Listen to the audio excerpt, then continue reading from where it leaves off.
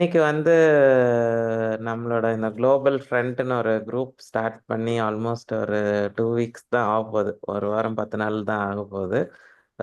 நம்மளோட கம்யூனிட்டி மக்கள் இணைக்கிறதுக்காக ஆரம்பிச்ச குரூப் தான் இந்த பார்க்கவன் குளோபல் ஃப்ரண்ட். ஏன்னா இன்னைக்கு பிஸ்னஸ் நெட்வொர்க்கிங்ன்றது ரொம்ப முக்கியமா இருக்கு. எந்த விஷயம்னாலும் நம்ம நெட்வொர்க் பண்ணணும், 4 பேரை தெரிஞ்சுக்கணுங்கிறது ரொம்ப முக்கியம். இன்னைக்கு ஃபார் எக்ஸாம்பிள் இன்னைக்கு கூட எனக்கு ஒரு மேனுஃபேக்சரர் ஒரு பொருள் அனுப்புனாரு. ஒரு இமேஜிங் டூல் அனுப்புனாரு. ஆஹ் இப்ப அவரு அதை அனுப்புன உடனே இன்னொருத்தர் இந்த பிராண்ட் பேர் அதுல இருக்கு. இந்த பிராண்ட்ல தான் அது இருக்குன்றது இருக்குது. ஸோ நம்ம ஆன்லைன்ல போயிட்டு உடனே அந்த ஒரிஜினல் மேனுஃபேக்சரர் யாரு, அவங்க தாய்வான்ல இருக்கிறவங்கள காண்டாக்ட் பண்ண முடியுது. தாய்வான்ல இருந்து அவர் உடனே இந்தியாவில் அவருக்கு பண்ணி கொடுக்குறவரு நம்ம காண்டாக்ட் கொடுக்குறாரு. ஸோ இந்த மாதிரி உடனே இப்போ என்கிட்ட அவர் பேசிட்டு இருக்கிறாரு. ஸோ ஒரு 40,000 ரூபாய்க்கு வாங்கக்கூடிய பொருள், இவர் 40,000 சொன்ன பொருள் ஆல்மோஸ்ட் நம்ம 22,000க்கு வாங்க முடியுது. ஸோ இது இந்த நெட்வொர்க் இன்னைக்கு பழைய காலத்துலலாம் சொல்லுவாங்க, வந்து கவர்மெண்ட்ஸ் தான் நெட்வொர்க் பண்ணும். அதாவது இந்தியன் கவர்மெண்ட் ரஷ்யன் கவர்மெண்டோட உடன்பாடு கையெழுத்து போடும். இல்லை அமெரிக்கா யூகேவோட கையெழுத்து போடும். இது பெரிய ஆளுங்களால மட்டும்தான், கவர்மெண்ட்ஸால தான் நெட்வொர்க் பண்ண முடிஞ்சுது. அதுக்கு அடுத்த ஸ்டேஜில் பார்த்தீங்கன்னா இண்டஸ்ட்ரீஸ், பெரிய பெரிய கார்பரேஷன்ஸ், ஃபோர்டு கம்பெனி இன்னொரு நாட்டில் ஜப்பானில் போய் கொலாபரேட் பண்ணுவாங்க. இல்லை மாருதி நம்ம கவர்மெண்ட் ஆஃப் இந்தியாவில் கூட கொலாபரேட் பண்ணாங்க. ஸோ அது அடுத்த ஸ்டேஜ். தேர்ட் ஸ்டேஜ் இப்போ இருக்கிற ஸ்டேஜ் இந்தியாவில் இருக்கிற ஒருத்தர், இப்போ காலிச்செட்டியூரில் இருக்க ஒருத்தர் கூட வந்துட்டு குவான்ஸாவில் பிஸ்னஸ் பண்ண முடியும். ஸோ இப்போ நெட்வொர்க் ரொம்ப முக்கியமாக இருக்குது. உலகம் உருளைன்னு சொன்னால் கூட வேர்ல்டு இஸ் ஃப்ளாட்னு ஒரு புக் ரொம்ப நாள் முன்னாடி கூட ஒரு கான்செப்ட் இருக்குது. நீங்கள் யார் வேணாலும் யாரோட வேணாலும் தொடர்பு கொள்ளலாம். அப்படிங்கிற ஸ்டேஜில் இந்த ஃபோரமோ, இந்த மாதிரி நம்மளோட குரூப்ஸ், இந்த மாதிரி கம்யூனிட்டி ரிலேட்டட் குரூப்ஸு, இது நம்மளோட நெட்வொர்க்கை இம்ப்ரூவ் பண்ணுறதுக்கு யூஸ்ஃபுல்லாக இருக்கும். அதான் நம்ம வந்து இப்போ கரெக்டாக யூட்டிலைஸ் பண்ணோம், கரெக்டாக கொண்டு போகிறப்ப அதோட பலன் எல்லாருக்குமே கிடைக்கும். ஏன்னா ஒவ்வொருத்தருக்கும் ஒவ்வொரு தனித்திறமை இருக்குது. For example Ramanan sir I டாக்டராக இருந்தாலும் அவர் ஃபினான்ஷியல் எப்படி நம்ம பணத்தை இன்வெஸ்ட் பண்ணணுன்றதுக்காக நிறைய எஃபர்ட் போட்டு அதுக்கான படிப்பெல்லாம் படிச்சிருக்காரு. இப்போ ராஜசேகர் சார் அவர் பில்டரு. ஸோ அந்த இண்டஸ்ட்ரியில் அவருக்கு எக்ஸ்பர்டீஸ் இருக்குது. ஆரோக்கியதாஸ் சார் பார்த்தீங்கன்னா ஸ்போர்ட்ஸில் அவருக்கு இருக்கிற எக்ஸ்பீரியன்ஸ் மிச்சவங்களுக்கு கிடையாது. ஸோ இதெல்லாம் ஒருத்தருக்கு ஒருத்தர் நம்ம கொலாபரேட் பண்ணலாம், தெரிஞ்சுக்கலாம், அந்த பிஸ்னஸ் எப்படி போகுதுங்கிறதுக்கெல்லாம் இது ஒரு நல்ல வாய்ப்பு. அந்த நம்ம பயன்படுத்திக்கணும். இந்த நியூ இயரில் டெஃபினட்டாக ஒவ்வொரு நாளும் ஒவ்வொரு விஷயம் அட்லீஸ்ட் நம்ம புதுசாக ஒன்று தெரிஞ்சுக்கிறோம். அதெல்லாம் ரொம்ப முக்கியம். ஃபார் எக்ஸாம்பிள் ஈவன் இந்த உலகத்தில் பெரிய இன்வெஸ்டரான வாரன் பஃபெட் கூட பார்த்தீங்கன்னா அவர் சொல்கிற 3 4 விஷயம் தான் சொல்கிறார். க்ரோத் சக்ஸஸ்ஃபுல் ஆகிறதுக்கு பெருசாக எதுவும் பண்ண தேவையில்லையா. ஒன்று புதுசாக டெய்லி ஒன்று புதுசாக கற்றுக்கிறது, டெய்லி சந்தோஷமாக இருக்கிறது, டெய்லி இன்னைக்கு நாள் காலைல ஏஞ்சோம் நம்ம போய் ஹாப்பியாக இருக்கோமா. ரெண்டாவது நியூ விஷயத்தை கற்றுக்கிறது. மூணாவது எதை பண்ணக்கூடாது. ஃபார் எக்ஸாம்பிள் தப்பான ஆளுங்களோட பழகிறது, தப்பான பிஸ்னஸை பண்ணுறது, இல்லை ஈகோ, இல்லை நெகட்டிவிட்டி, அதெல்லாம் இல்லாமல் இருந்தாவே ரிப்பீட்டடாக டெய்லி போய் இதை மட்டுமே தொடர்ந்து பண்ணால் கூட போதும். வேறு எதுவுமே லைஃப்பில் சக்சீட் ஆகிறதுக்கு தேவையில்லைன்னு சொல்கிறாரு. லக் ஒரு பக்கம் இருந்தாலும் ஒரு ரிப்பீட்டட், ஏன்னா நம்ம ஒவ்வொரு நாளும் ஒரு விஷயத்த பண்ணுறப்போ, ஒரு புது விஷயத்தை தெரிஞ்சுக்கிறப்ப 365 டேஸில் நிறைய புது விஷயத்த தெரிஞ்சிருப்போம். ஸோ இந்த 2025ல் நம்ம அதை கோலாக எடுத்துக்கிட்டு நம்ம சில பல விஷயங்களை பல எக்ஸ்பர்ட்ஸ் கிட்ட இருந்து தெரிஞ்சுக்கிட்டு ஒரு பக்கம் நம்மளை எப்படி உயர்த்திக்கிறோம். இன்னொன்று, இந்த இன்னைக்கு for example doctor Ramanan introduce பண்ணுறோம். அந்த மாதிரி ஒரு 100 எக்ஸ்பர்ட்ஸை நம்ம இந்த 1 இயர்க்குள்ளே இந்த ஃபோரமுக்கு இன்ட்ரடியூஸ் பண்ண, இந்த குரூப்புக்கு நம்ம ஃப்ரண்ட்டுக்கு இன்வெஸ்ட் பண்ணுறோன்னு வச்சுக்கோங்களேன். இந்த இணையம், இந்த பார்க்கவன் இணையம் நம்ம இது பண்ணியிருக்கோம், நேம் வச்சுருக்கோம். அது ஒரு பெரிய இம்பேக்டை கொடுக்கும். ஸோ நம்மளுக்குள்ள ஒருத்தருக்கு ஒருத்தர் தெரிஞ்சுக்கலாம். இது ஜூம் மீட்டிங் மட்டும்தான் பண்ணணும்னு இல்லை. இனிஷியலாக நம்ம ஜூமில் ஸ்டார்ட் பண்ணுறோம், ஸ்லோவாக இதை நெக்ஸ்ட் ஸ்டேஜுக்கு ஒரு ஃபிசிக்கல் மீட்டிங்ஸோ, இதை இன்னைக்கு காலைல கூட நான் ராஜசேகர் சார்கிட்ட பேசிட்டு, நம்ம சின்ன சின்ன ஸ்டெப்ஸ் எடுத்து வைப்போம், சிறு சிறு அடிகள் எடுத்து வைப்போம். ஒரு 1 இயர்க்குள்ள வந்து பார்த்தீங்கன்னா, அதோட இம்பேக்ட் வந்து ரொம்ப பெருசாவே இருக்கும் வந்துட்டு.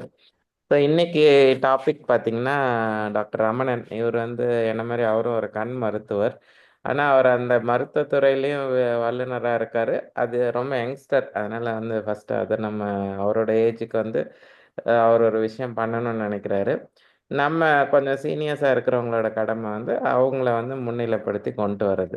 அதுதான் வந்து இதோட கான்செப்ட். ஸோ ரமணன் சார் வந்து ஐ டாக்டர். ஆனா வந்து அவர் வந்து இந்த மியூச்சுவல் ஃபண்டு, ஃபினான்ஷியல் மேனேஜ்மென்ட் இதுக்காக ஒரு வல்லுனர். அந்த இன்வெஸ்ட்மென்ட்‌க்கு வல்லுனர் என்னெல்லாம் படிக்கணுமோ, அதையும் அடிஷனலா படிச்சிருக்காரு. இத படிச்சு அவர் இப்ப வந்து பல பேருக்கு வந்து அவங்களோட பணத்த நம்ம பணம் ஒரு பக்கம் சம்பாரிக்கிறோம். பட் ஆனா அந்த பணத்த கரெக்ட்டா இன்வெஸ்ட் பண்றோமா? அந்த இன்வெஸ்ட்மென்ட் நல்லா பண்ணா கூட அ போதும்னு நெனைக்கிறேன். ஸோ அதுக்கான டாபிக் வந்து இன்னைக்கு ரமணன் சார் நம்மகிட்ட பேசப் போறாரு. அதுக்கப்புறம் ஒரு 5 பிசினஸ நம்ம இன்னைக்கு இன்ட்ரோடியூஸ் பண்ண போறோம். ஒரு 5 மினிட்ஸ் வந்து அவங்க எல்லாரும் வந்திருக்கிறாங்களான்னு தெரியல. யாரெல்லாம் இருக்காங்களோ அவங்க இன்ட்ரோடியூஸ் பண்ணிக்கலாம். அதுக்கப்புறம் வந்து நம்ம சின்ன ஒரு டிஸ்கஷனோட இன்னைக்கு மீட்டிங்க முடிச்சுக்கலாம் வந்துட்டு.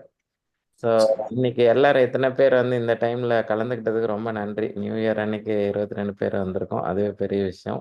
அட்லீஸ்ட் ஒரு 30, 40 பேர் முடியறதுக்குள்ள ஜாயின் பண்ணிடுவாங்கன்னு நெனைக்கிறேன் வந்து.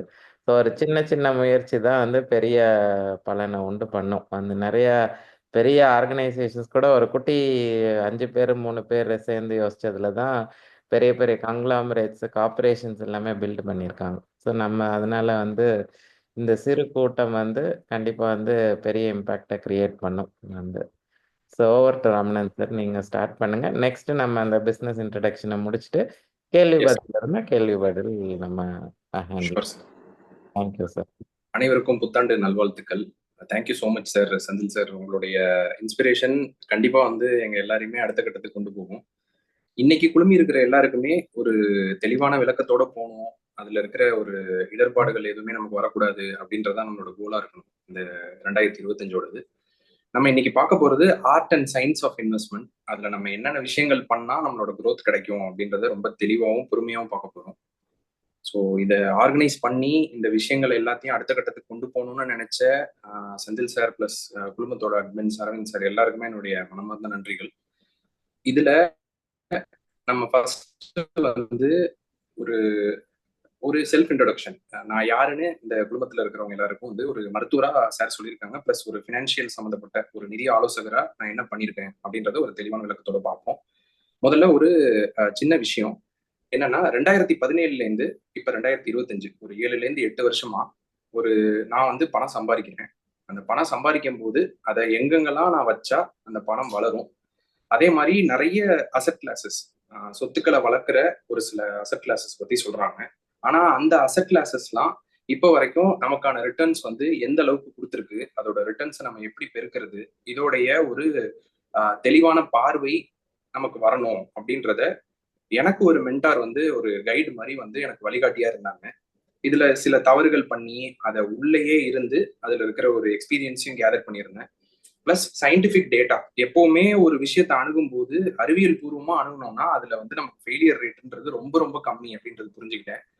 ஒரு கடந்த ஒரு 4ல இருந்து 5 வருஷமா 18ல இருந்து 19% மியூட் பண்ணிக்கோங்க சார். நிமிஷம் ஒரு நிமிஷம் Yes. அப்ப ஒரு ஒரு வளர்ச்சி வந்து எந்த மாதிரி போகும் அப்படின்றத ஒரு தெளிவான பார்வையோட அணுகணும் அப்படின்றதுக்காக இந்த ஒரு ஃபினான்ஷியல் டிகிரி ஒன்று இந்தியால நேஷனல் இன்ஸ்டிடியூட் ஆஃப் செக்யூரிட்டிஸ் மார்க்கெட்ன்றது நம்மளுடைய ஒரு ஆத்தரைஸ்டு பாடி. இந்த நேஷனல் இன்ஸ்டிடியூட் ஆஃப் செக்யூரிட்டிஸ் மார்க்கெட்ல இருந்து பதிவு பண்ணி அதை ஒரு ஃபினான்ஷியல் எக்ஸ்பர்ட்னு சர்டிஃபை பண்ணா மட்டும்தான் நம்ம வந்து அடுத்த கட்டத்துக்கு வந்து நம்மளுடைய இந்த சயின்டிபிக் நாலேஜையும் எக்ஸ்பீரியன்ஸையும் வந்து ஒரு சமூகத்தை கொண்டு போக முடியும் அப்படின்றத புரிஞ்சுக்கிட்டேன். ஏன் அப்படின்னா 2 விஷயம் வந்து என்ன ரொம்ப பாதிச்சது. ஒண்ணு என்னன்னா, நான் பர்சனலா வந்து ஒரு பணத்தை முதலீடு பண்ணும்போது எனக்கு ஏற்பட்ட இடர்பாடுகள், பிளஸ் வந்து அதுல நிறைய பேர் வந்து அதுல ஒரு ப்ராப்பரான கைடா இல்லாத ஒரு விஷயமும், நமக்கு வந்து ஒரு இந்த ஃபினான்ஷியல் எஜுகேஷன், இந்த நம்மளுடைய பணத்தை முதலீடு பண்றதுக்கான ஒரு கல்வி முறை நம்மள்ட்ட இல்லாததும், முக்கியமான ஒரு விஷயம் என்னன்னா, என்னுடைய க்ளோஸ் ஃப்ரெண்டோட ஒரு ஒரு ஸ்டோரி. அவங்க வந்து they lost 76 lakhs in Telegram scam. இந்த மாதிரி ஒரு ஸ்கேம்ல போயிட்டு யாரோ ஒருத்தர் எதுவுமே தெரியாத ஒரு ஆள்கிட்ட போய் அவங்க மாட்டி அதுல ஒரு 76 லட்சம் இழந்து அவங்க ரொம்ப சஃபர் ஆயிட்டு இருந்தாங்க.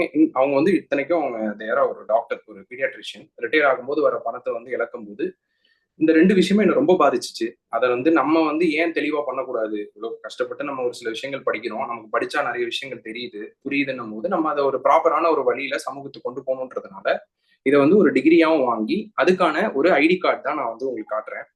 என்னோட ஒரே ஒரு முக்கியமான விஷயம், என்னைக்குமே முதலீடு பண்றதுக்கு முன்னாடி, ஒரு சரியான ஆள்ட்ட தான் இருக்கோமா, அதோட சர்டிபிகேஷன்ஸ் நம்ம பார்த்திருக்கோமா அப்படின்றத தெரிஞ்சு தான் இன்சூரன்ஸோ, இல்ல முதலீடோ பண்ணணுன்றது என்னுடைய தாழ்மையான வேண்டுகோள்.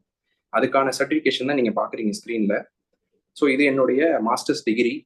பிளஸ் வந்து இத இன்னொரு கட்டத்துக்கு கொண்டு போணும்னா, நம்மளுடைய அந்த பிசினஸ வந்து அடுத்த லெவலுக்கு கொண்டு போணும்னா, நம்ம ஏன் ஒரு எம்பிஏ பண்ணக்கூடாது? நம்மளோட ஹெல்த் கேர் மேனேஜ்மெண்ட்டையும், பிசினஸையும் ஏன் தெளிவா படிக்கக்கூடாது அப்படின்றதுக்காக மணிப்பால் யூனிவர்சிட்டியோட பண்ணிட்டு இருக்கேன் ரைட் நவ். இது என்ன பத்தின ஒரு ஷார்ட் இன்ட்ரோடக்ஷன். நம்ம அடுத்த இதுக்கு போலாம். இதுல என்னன்னா முக்கியமான விஷயங்கள் என்னன்னா, நான் வந்து இன்னைக்கு ஒரு டிஸ்கஷன்ல ஒரு 5 டூல் நம்ம கிட்ட குடுத்துற போறேன். அப்புறம் ஒரு சீட் ஷீட்ன்னு ஒண்ணு குடுக்க போறேன். இந்த 5 டூலுமே இந்த இன்டர்நேஷனலி, இப்ப இந்தியா மட்டும் இல்லாம இன்டர்நேஷனலி ரெகக்னைஸ்டு டூல்ஸ்ன்னு சொல்லுவாங்க. அது என்ன அப்படின்றத ஒவ்வொரு டூலா இன்ட்ரோடியூஸ் பண்ணுவேன். அதே மாதிரி இந்த செஷன் முடிஞ்சோன்னா வாட்ஸ்அப் குழுவுலயும் அது போய் சேரும். அத பயன்படுத்திக்கிட்டு அடுத்த தலைமுறைக்கும், உங்களுடைய நண்பர்களுக்கும் அத பகிரணும்னு சொல்லிட்டு நான் ரொம்ப வேண்டுகோள் விடுக்கிறேன். இப்ப வந்து எல்லாருமே நம்ம இந்த சொத்தை வளர்க்கணும், நம்மளுடைய செல்வத்தை பெருக்கணும், ஒரு வெல்த் பில்டிங் அப்படின்றதுல பார்ப்போம். அதுக்கான காம்போனன்ட்ஸ் என்னன்னா, முதலீடு பண்ணா மட்டுமே பணம் வளர்ந்துரும், நமக்கு வேற எதுவுமே தேவையில்லை அப்படின்ற ஒரு மைண்ட் செட் தான் நம்மள்ட்ட எப்பவுமே இருக்கும். அதே மாதிரி ஏமாறாம இருக்கணும் அப்படின்றதெல்லாம் நமக்கு சின்ன வயசுலயும் சொல்லி கொடுத்துருப்பாங்க. பட் ஒரு வெல்த் பில்டிங்ல இவ்வளவு காம்போனன்ட்ஸ் இருக்கு. அது என்னன்னா, முதல்ல நம்மளுடைய ஆரோக்கியம், ஹெல்த்ன்றதுல நம்ம ரொம்ப கான்சியஸா இருக்கணும். அதுக்கு என்ன ஒரு 4 ஸ்டெப் பண்ணா என்ன பண்ணலாம் அப்படின்ற விஷயங்களை நான் காட்டியிருப்பேன். அடுத்தது நம்மளுடைய செலவுகள். சம்பாதிக்கிறது மட்டும் முக்கியம் இல்லைங்க. செலவுகளை எவ்வளவு தூரம் நம்ம தெளிவா மேனேஜ் பண்றோம், அந்த செலவுகள் வந்து எந்த அளவுக்கு நம்மளுடைய மத்த விஷயங்கள் எல்லாம் டிசைட் பண்ணுது அப்படின்றதையும் நான் இப்ப காட்ட போறேன். அப்புறம் எமர்ஜென்சி ஃபண்ட்ஸ். ஒரு ஆபத்து காலத்துல நமக்கு என்னென்ன விஷயங்கள் வந்து தேவை அப்படின்ற அந்த எமர்ஜென்சி ஃபண்ட் எவ்வளவு இருக்கணும், உங்க செலவுகள்ல இருந்து ஒரு மாசத்துக்கு உரிய செலவுகள்ல இருந்து எவ்வளவு இருக்கணும்ன்றதையும் காட்ட போறேன். இன்சூரன்ஸ்ன்றத எப்படி சூஸ் பண்ணா நல்லா இருக்கும். முதல்ல ஹெல்த் இன்சூரன்ஸ். ஒரு ஏதாவது உடம்பு சரியில்லை அப்படின்னா நம்ம ஆஸ்பத்திரி போறோம்னா அந்த ஹெல்த் இன்சூரன்ஸ்ன்றது எப்படி இருக்கணும், டேர்ம் இன்சூரன்ஸ்ன்றது எப்படி இருக்கணும், இதுல எப்படி என்ன தவறுகள் பண்ணக்கூடாது, பணம் சம்பந்தமா என்னென்ன தவறுகள் பண்ணக்கூடாதுன்ற டிப்ஸும் ரொம்ப பேசிக்கா இதுல சொல்லிடுவேன். இது இல்லாம நம்ம ஆல்ரெடி ஒரு கடன் வாங்கியிருக்கோம், அதுல என்ன சார் டிப் அப்படின்ற ஒரு 2 டிப்பும் சொல்லிடுவோம். அப்புறம் தான் முதலீடுகளை பத்தி இன்னும் டீட்டெயிலா பார்க்க போறோம். So first ஹெல்த்துங்க. ஹெல்த் வந்து எப்பவுமே நம்மளுடைய உடல் மட்டும் நல்லா இருக்கு, பாக்குறதுக்கு நல்லா இருக்காங்க அப்படின்ற ஒரே ஒரு விஷயத்த மட்டும் நினைச்சிட்டு இருக்க கூடாது. ஹெல்த்ன்றதுல health is a social, mental and physical wellbeing அப்படின்றது ரொம்ப முக்கியம். என்ன சார் பண்ணலாம் அப்படின்னு ஒரே ஒரு டிப் கேக்குறீங்கன்னா, முக்கியமானது சர்க்கரை சார்ந்த உணவுகளை தவிர்த்துடணும். ஒரு 5000 ஸ்டெப்ஸ் நடக்கிறது ரொம்ப ரொம்ப முக்கியம். அதை விட முக்கியம் இன்டர்மீடியன்ட் ஃபாஸ்டிங். என்ன சார் இன்டர்மீடியன்ட் ஃபாஸ்டிங் அப்படின்னா, நைட்டு ஒரு தூங்கி காலையில எழுந்திரிக்க ஒரு 8 மணி நேரம் 9 மணி நேரம் தூக்கத்துக்கு அப்புறமா ஒரு 5 மணி நேரம் ஒரு இடைவெளி தூங்கி எழுந்திரிச்சதுக்கு அப்புறம் கொடுத்ததுல இருந்து ஒரு 10 மணி இல்ல 9 மணிக்கு சாப்பிடுறீங்கன்னா 6 மணிக்குள்ளார உங்களுடைய உணவு முடிச்சுக்கிறது இல்ல 7 மணிக்குள்ள முடிச்சுக்கிறது ரொம்ப முக்கியம். சோ தட் என்ன ஆயிரும்னா, உடல் வந்து ரிஃப்ரெஷ் ஆகிறதுக்கு 14 மணி நேரம் நம்ம வந்து ஒவ்வொரு நாளும் இடைவெளி கொடுக்கணும். ஒரு 8 மணி நேரம் 9 மணி நேரத்துல தான் சாப்பாட்டோட இன்டர்வல் வச்சுக்கிறோம். பாக்கி எல்லா நேரத்திலையும் வெறும் நீராகாரம் மட்டும்தான் நம்ம எடுத்துக்கணும். இதுதான் இன்டர்மீடியன்ட் ஃபாஸ்டிங்னு சொல்லுவாங்க. இது சயின்ஸ் வந்து ப்ரூவ் பண்ணிருக்கு. ஆட்டோஃபேஜி அப்படின்ற ஒரு நோபல் பிரைஸ் வின்னிங் கான்செப்ட் வந்து இதோட லிங்க்டு தான். என்ன மீனிங்னா, நம்ம உடல்ல இருக்கிற செல்ஸ் எல்லாம் வந்து அதுல இருக்கிற கழிவுகளை வெளியே கொண்டு வந்து இந்த மாதிரி 14 மணி நேரம் ஃபாஸ்டிங் இருக்கும்போது அதை வெளியே கொண்டு வந்து அதை டிஸ்ட்ராய் பண்ணிடுது. ஸோ தட் கேன்சர்ஸோ இல்ல தேவையில்லாத அழுக்குகளோ செல்லுல சேர்றது கிடையாது அப்படின்றத ப்ரூவ் பண்ணது ஆட்டோஃபேஜி. நோபல் பிரைஸும் கொடுத்துருக்காங்க. அதை சிம்பிளிஃபைடா நம்ம எப்படி வாழ்க்கையில அப்ளை பண்ணணுன்றது இந்த 14 மணி நேரம் ஃபாஸ்டிங். இது நம்மளுடைய ஹெல்த் சம்பந்தப்பட்டது. வெல்த்தோடைய முக்கியமான விஷயம் என்னைக்குமே நம்ம ஸ்டார்ட் பண்ண வேண்டியது 2025லயும் நம்ம எல்லாருமே ஒரு டார்கெட்டா வச்சுக்க வேண்டியது உடல் ஆரோக்கியம் தான். அடுத்த ஸ்டெப்ன்றது நம்மளுடைய செலவுகளை கணக்கு பண்றது. இந்த செலவுகளை கணக்கு பண்றதுன்றத யாருமே எஃபெக்டிவா இன்னை வரைக்கும் பண்ணிருக்க மாட்டோம். இதுக்கப்புறம் என்ன பண்ணணும் அப்படின்றதையும் நான் உங்களுக்கு காட்டிடுறேன். நிறைய பேர் இன்னைக்கு நம்ம எல்லாருமே ஜிபே அண்ட் போன்பேல தான் பே பண்றோம். அதை வந்து நம்ம வந்து ஒரு 6 மாசத்துக்கோ இல்ல 3 மாசத்துக்கோ அந்த டேட்டாவை எடுத்து இதுல நமக்கு ஒரு மாசத்துக்கும் என்ன செலவாகுது அப்படின்றத நீங்க ஒரு டைரியில உட்காந்து எழுதினாலும் சரி, இல்ல உங்களுடைய உறவுகளோட ஒரு எப்பவுமே உங்க குழந்தைகள் 13 வயசுக்கு மேல இருக்கிற குழந்தைங்களோடையும் உங்களுடைய ஸ்பௌஸ், உங்களுடைய பெட்டர் ஆஃபோடையும் உட்காந்து அதை டிஸ்கஸ் பண்றது ரொம்ப ரொம்ப முக்கியம். அதுல நீங்க எழுத வேண்டிய ஒரு மாசத்துக்கு என்ன ஆகுதுன்ற செலவை கண்டுபிடிச்சு எழுதுறது தான் மொத பேசிக் ஸ்டெப்புங்க சார். அதுதான் நம்மளுடைய முதல் பேசிக் ஸ்டெப். அந்த எக்ஸ்பென்ஸ் கால்குலேஷனை நம்ம முதல்ல ஒரு பிசிக்கல் டைரியில கொண்டு வரணும். நான் உங்களுக்கு 5 டூல் கொடுக்குறேன்னு சொல்லியிருந்தேன். அந்த 5 டூல்ல ஃபர்ஸ்ட் டூலை இப்போ நான் இன்ட்ரடியூஸ் பண்ணிடுறேன். அந்த ஃபர்ஸ்ட் டூல் என்ன பண்ணும் அப்படின்னா, உங்களுடைய ஃபினான்ஷியல் டேட்டாஸ் எல்லாத்தையுமே ஆர்கனைஸ் பண்றது தான் அந்த ஃபர்ஸ்ட் டூலோட வேலை. இது ஒண்ணுமே கிடையாது. நான் இதை உங்களுக்கு வாட்ஸ்அப்ல ஷேர் பண்ணோன்னா இதை அப்படியே எம்டியா இந்த டாக்குமெண்ட்டை வந்து ஒரு பிரிண்ட் எடுத்துக்கோங்க. இதை உங்களுக்கு புரியலன்னா என்கிட்ட எப்போ வேணாலும் சந்தேகம் கேட்கலாம். இதுல ஒண்ணுமே கிடையாது. நம்மளை சார்ந்த எல்லா டேட்டாவையும் இதை நீங்க ஒரு பிரிண்ட் எடுத்து, ஒரு பேப்பர்ல பிரிண்ட் எடுத்து இதுல உட்காந்து நீங்க எல்லாத்தையும் எழுதி வச்சுட்டீங்கன்னா டோட்டல் டீடைல்ஸும் ரொம்ப சேஃபா இருக்கணும். அந்த டீட்டெயில் எல்லாத்தையும் எழுதிட்டு நீங்க ஒரு இடத்துல வச்சுக்கணும். அது உங்களுக்கு யாரு ரொம்ப நம்பகத்தன்மையான ஒருத்தரோ அவங்களுக்கு மட்டும்தான் அது தெரிஞ்சிருக்கணும். இதுல எல்லாமே இருக்கும். இதுல இல்லாததுன்னு எதுவுமே கிடையாது. உங்க லாக்கர் டீடைல்ஸ், ஆன்லைன் பாஸ்வேர்ட்ஸ், இது எல்லாமே எழுதி கைப்பட எழுதி, இதை எதுவும் ஃபில் பண்ணி ஆன்லைன்ல வச்சுக்க வேண்டாம். It's very high risk. அதை எழுதி கைப்பட எழுதி உங்களுடைய சேஃபான ஒரு லாக்கர்ல 2 காப்பியா நீங்க மெயின்டைன் பண்ணிக்கிறது ரொம்ப ரொம்ப நல்லது. இதுல இன்சூரன்ஸ் டீடைல்ஸ், உங்களோட கார்டு டீடைல்ஸ், ப்ராப்பர்ட்டி டீடைல்ஸ் எல்லாமே இருக்கும். ஏன் அப்படின்னா we have to be prepared in all weather. எல்லா விதமான சூழ்நிலைகளுக்கும் நம்மளை ப்ரிப்பேர் பண்றதுன்றதுதான் ஒரு முதலீட்டரோட முக்கியமான விஷயம். இந்த டூலை உங்க எல்லாருக்குமே நான் ஷேர் பண்ணிடுவேன். இதை யாருக்கு வேணாலும் நீங்க பகிரலாம். இது ஒரு ஓப்பன் சோர்ஸ் தான், இது ரெஸ்ட்ரிக்டட் கிடையாது. இதை நீங்க ஒரு பிரிண்ட் எடுத்து அதை எழுதி மெயின்டைன் பண்ணிட்டு, இல்ல எனக்கு ஏதாவது சந்தேகம் வந்தாலும் என்கிட்ட எப்போ வேணாலும் கேட்கலாம். இதுதான் நான் சொன்ன இன்னைக்கு 5 டூல்ல ஃபர்ஸ்ட் டூல். இது உங்களோட ஃபினான்ஷியல் இன்ஃபர்மேஷனையும் டாக்குமெண்ட்டையும் ஆர்கனைஸ் பண்ற கிட். உங்களோட டோட்டல் ஃபேமிலிக்கும் நீங்க எல்லாத்தையுமே இதுல டேட்டாவை எழுதிக்கலாம். இல்ல இதை ஒரு எக்ஸலாவே வந்து நீங்க ஒரு பிரிண்டாவும் யூஸ் பண்ணிக்கலாம். இது இந்த எக்ஸ்பென்ஸ் கால்குலேஷனுக்கு ரொம்ப முக்கியம். இதை நீங்க பண்ணிட்டீங்க அப்படின்னா ஃபர்ஸ்ட் ஒரு விஷயத்தை எடுத்துப்போம். நம்மளுடைய செலவு வந்து ஒரு ஆவரேஜ் இந்தியன் ஃபேமிலிக்கு இன்னைக்கு 30,000 50,000 ரூபாய் வரைக்கும் ஆகுது. இந்த 50,000 ரூபாய் இல்ல 30,000 ரூபான்ற ஒரு எக்ஸ்பென்ஸை வச்சு நம்ம எல்லா கால்குலேஷனையும் இப்போ பின்னாடி பண்ணுவோம் எக்ஸாம்பிளுக்கு. பட் உங்களுக்கு என்ன ஒரு மாசத்துக்கு செலவாகுதுன்றத பாத்துக்கணும். முக்கியமான பின்குறிப்பு என்னன்னா, எக்ஸ்பென்ஸ்ல வந்து நீங்க வாங்கியிருக்க கடனுக்கு கட்டிட்டு இருக்கிற இஎம்ஐயையும், அதே மாதிரி நீங்க ஒரு முதலீடா பண்ற ஒரு தொகையும் இந்த எக்ஸ்பென்ஸ்ல போய் சேர்க்கக்கூடாது. அது ரெண்டுமே தனி. எக்ஸ்பென்ஸ்னா என்னன்னா, நீங்க ஒரு காய்கறிக்கு செலவு பண்றது, வீட்டு வாடகை கொடுக்கறது, போன் பில், கரண்ட் பில், இது எல்லாமே தான் உங்களோட எக்ஸ்பென்ஸ்ல போகும். ஒரு தொகை உங்கள்ட்ட இருந்து வெளியே போகுது, அது திருப்பி உங்கள்ட்ட வரப்போகுதுன்ற ஒரு விஷயம் தான் எக்ஸ்பென்ஸ்ன்றது. இதுல நீங்க வாங்கின கடனுக்கு கட்டுற இஎம்ஐ வந்து எக்ஸ்பென்ஸ்ல வராது. அதே மாதிரி உங்களுடைய முதலீடுன்றது எக்ஸ்பென்ஸ்ல வராது. ரைட். அடுத்த விஷயம் நம்ம தெளிவா தெரிஞ்சுக்க வேண்டியது அவசர கால நிதி. என்னன்னா, இது யாரா இருந்தாலும் சரி, அம்பானியா இருந்தாலும் சரி, ஒரு ரொம்ப கீழே ஒரு ஒர்க்கரா இருந்தாலும் சரி, அவங்களுக்கு தேவை வந்து ஒரு எமர்ஜென்சின்ற ஒரு நேரத்துல நமக்கு தேவையான காசை நம்ம சேர்த்து வச்சுக்கணுன்றது ரொம்ப முக்கியம். அந்த எமர்ஜென்சி ஃபண்டுனா எவ்வளவு இருக்கணும்னா, ஒரு ஆவரேஜ் இந்தியன் ஃபேமிலிக்கு இன்னைக்கு 50,000 ரூபாய் செலவாகுதுன்னா முதல்ல 3 மாசத்துக்கு தேவையான எமர்ஜென்சி ஃபண்டு, அந்த செலவுகள் 3 மாசத்துக்கான செலவுகளை எடுத்து வைக்கிறது தான் எமர்ஜென்சி ஃபண்டுன்னு நம்ம சொல்லுவோம். அதை ரொம்ப சேஃபான இடத்துல பார்க் பண்ணணும். ஃபார் எக்ஸாம்பிள், இன்னைக்கு நிறைய பேர் அந்த எமர்ஜென்சி ஃபண்டை அவங்க சேவிங்ஸ் அக்கௌண்ட்லயும் இல்லைன்னா ஒரு பேங்க்ல பிக்ஸட் டெபாசிட்டாவும் எடுத்திருப்பாங்க. அதை நம்ம எப்படி இன்னும் நல்லா மேம்படுத்துறது அப்படின்ற டிப்ஸையும் அதுக்கான டூலையும் இப்போ நான் இன்ட்ரடியூஸ் பண்ண போறேன். அதையும் நீங்க பார்க்கும்போது உங்களுக்கு ரொம்ப தெளிவா புரியும். ஐடியலா ஒரு குடும்பத்துல ஒரு ஒரு குழந்தை இல்ல 2 குழந்தைகள், அதே மாதிரி அவங்களோட அப்பா அம்மா ஒரு 3ல இருந்து 4 பேர் வந்து பினான்சியலா உங்க மேல டிபெண்டா இருக்காங்க அப்படின்னும் போது, அவங்களுக்கான எமர்ஜென்சி ஃபண்டை நீங்க மெயின்டைன் பண்ணணும்னா 6 மாதத்துக்கான செலவுகள்ல இருந்து 12 மாதத்துக்கான செலவுகள், 50,000 ரூபாய் செலவாகிற ஒரு வீட்டுக்கு 3 லட்சத்துல இருந்து இல்ல ஒரு 6 லட்சம் ரூபாய் வரைக்கும் நம்ம சேஃபா சேர்த்து ஒரு அவசர கால நிதியா வைக்கணும்ன்றது, இதுதான் ஒரு இன்டர்நேஷனலி ரெகக்னைஸ்டு டூல். இதை போய் நான் முதலீடு பண்றேன் அப்படின்றத நம்ம ஈடுபடக்கூடாது. சரி, என்ன சார் இந்த ஹெல்த் அண்ட் டேர்ம் இன்சூரன்ஸ் என்னதான் நம்ம இதை வச்சு பண்ணணும்? இதுல வந்து நிறைய விஷயங்கள் கொண்டு வராங்க. பட் இதோட பேசிக்ஸ் என்ன அப்படின்னா, நம்ம வந்து ரொம்ப நாள் வாழ போறோம் அப்படின்ற ஒரு ரிஸ்க் இருக்கு. அதே மாதிரி சீக்கிரமா இறந்துட்டோம்னா ஒரு ரிஸ்க் இருக்கு. இந்த 2 ரிஸ்கையும் நம்ம எப்பவுமே ஃபேஸ் பண்ணணும் லைஃப்ல அப்படின்றத பண்றதுதான் ஹெல்த் அண்ட் டேர்ம் இன்சூரன்ஸ். இதுல என்ன ஒரு விஷயம்னா, ஹெல்த் இன்சூரன்ஸ், அதாவது நம்ம உடம்பு சரியில்லைன்னா ஹாஸ்பிட்டல்ல போய் அட்மிட் ஆகணும்ன்ற இந்த ஹெல்த் இன்சூரன்ஸ் இன்னும் இந்தியால ரொம்ப ப்ராப்பரா வரல. ஆனா ரொம்ப ரொம்ப முக்கியம். இருக்கிற டூல இருக்கிற ஹெல்த் இன்சூரன்ஸ் ஒழுங்கா சார் சார் ப்ளீஸ் மியூட் பண்ணிக்கோங்க. ஸோ ஹெல்த் இன்சூரன்ஸ்ன்றது நம்மளுடைய அந்த ஹாஸ்பிட்டலைசேஷன் சார்ஜஸ் எல்லாம் வந்து கவர் பண்றது தான் ஹெல்த் இன்சூரன்ஸ். டேர்ம் இன்சூரன்ஸ்ன்ற பேர் என்ன அப்படின்னா, நம்ம இல்லாதப்ப நம்ம தான் இப்ப குடும்பத்துக்கு சம்பாரிச்சு வச்சுட்டு இருக்கோம், இல்ல உங்களோட ஒய்ஃபோ இல்ல ஹஸ்பண்டோ சம்பாதிக்கிறாங்கன்னா 2 பேர் மேலேயும் தனித்தனியா ஒரு டேர்ம் இன்சூரன்ஸ் இருக்கணும். அதை லைஃப் கவர்னு சொல்லுவாங்க. லைஃப் கவர்னா என்ன மீனிங்னா, நம்ம இல்லாதப்ப நம்ம குடும்பத்துக்கு ஒரு பெரிய தொகை போய் சேரணும் அப்படின்றது தான் லைஃப் இன்சூரன்ஸ். எல்ஐசி இந்த மாதிரி லைஃப் இன்சூரன்ஸ் நம்ம சொல்றது. பட் அதுல என்ன முக்கியமான விஷயம் நீங்க தெரிஞ்சுக்கணும்னா, இந்த லைஃப் இன்சூரன்ஸ்ன்றது நீங்க ஒரு வருஷம் சம்பாதிக்கிற ஒரு மொத்த தொகையில இருந்து 20 மடங்கு இருக்கணும் அப்படின்றது தான் லைஃப் இன்சூரன்ஸோட ரூல்.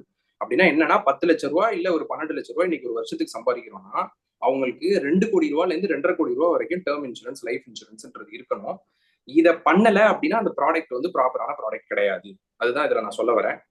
இதுல இந்த ஹெல்த் இன்சூரன்ஸ் அண்ட் டேர்ம் இன்சூரன்ஸ்ல இருக்கிற ஒரு முக்கியமான விஷயத்த சொல்றேன். ஃபர்ஸ்ட் ஹெல்த் இன்சூரன்ஸ்ன்றது நம்ம எல்லாருமே என்ன நினைச்சிட்டு இருந்தோம்னா, இது வரைக்கும் ஹெல்த் இன்சூரன்ஸ் எடுத்தாலே அவங்க நம்மளை பாத்துப்பாங்க அப்படின்னு நினைப்போம். பட் இதுதான் வந்து 2022-23 டேட்டா.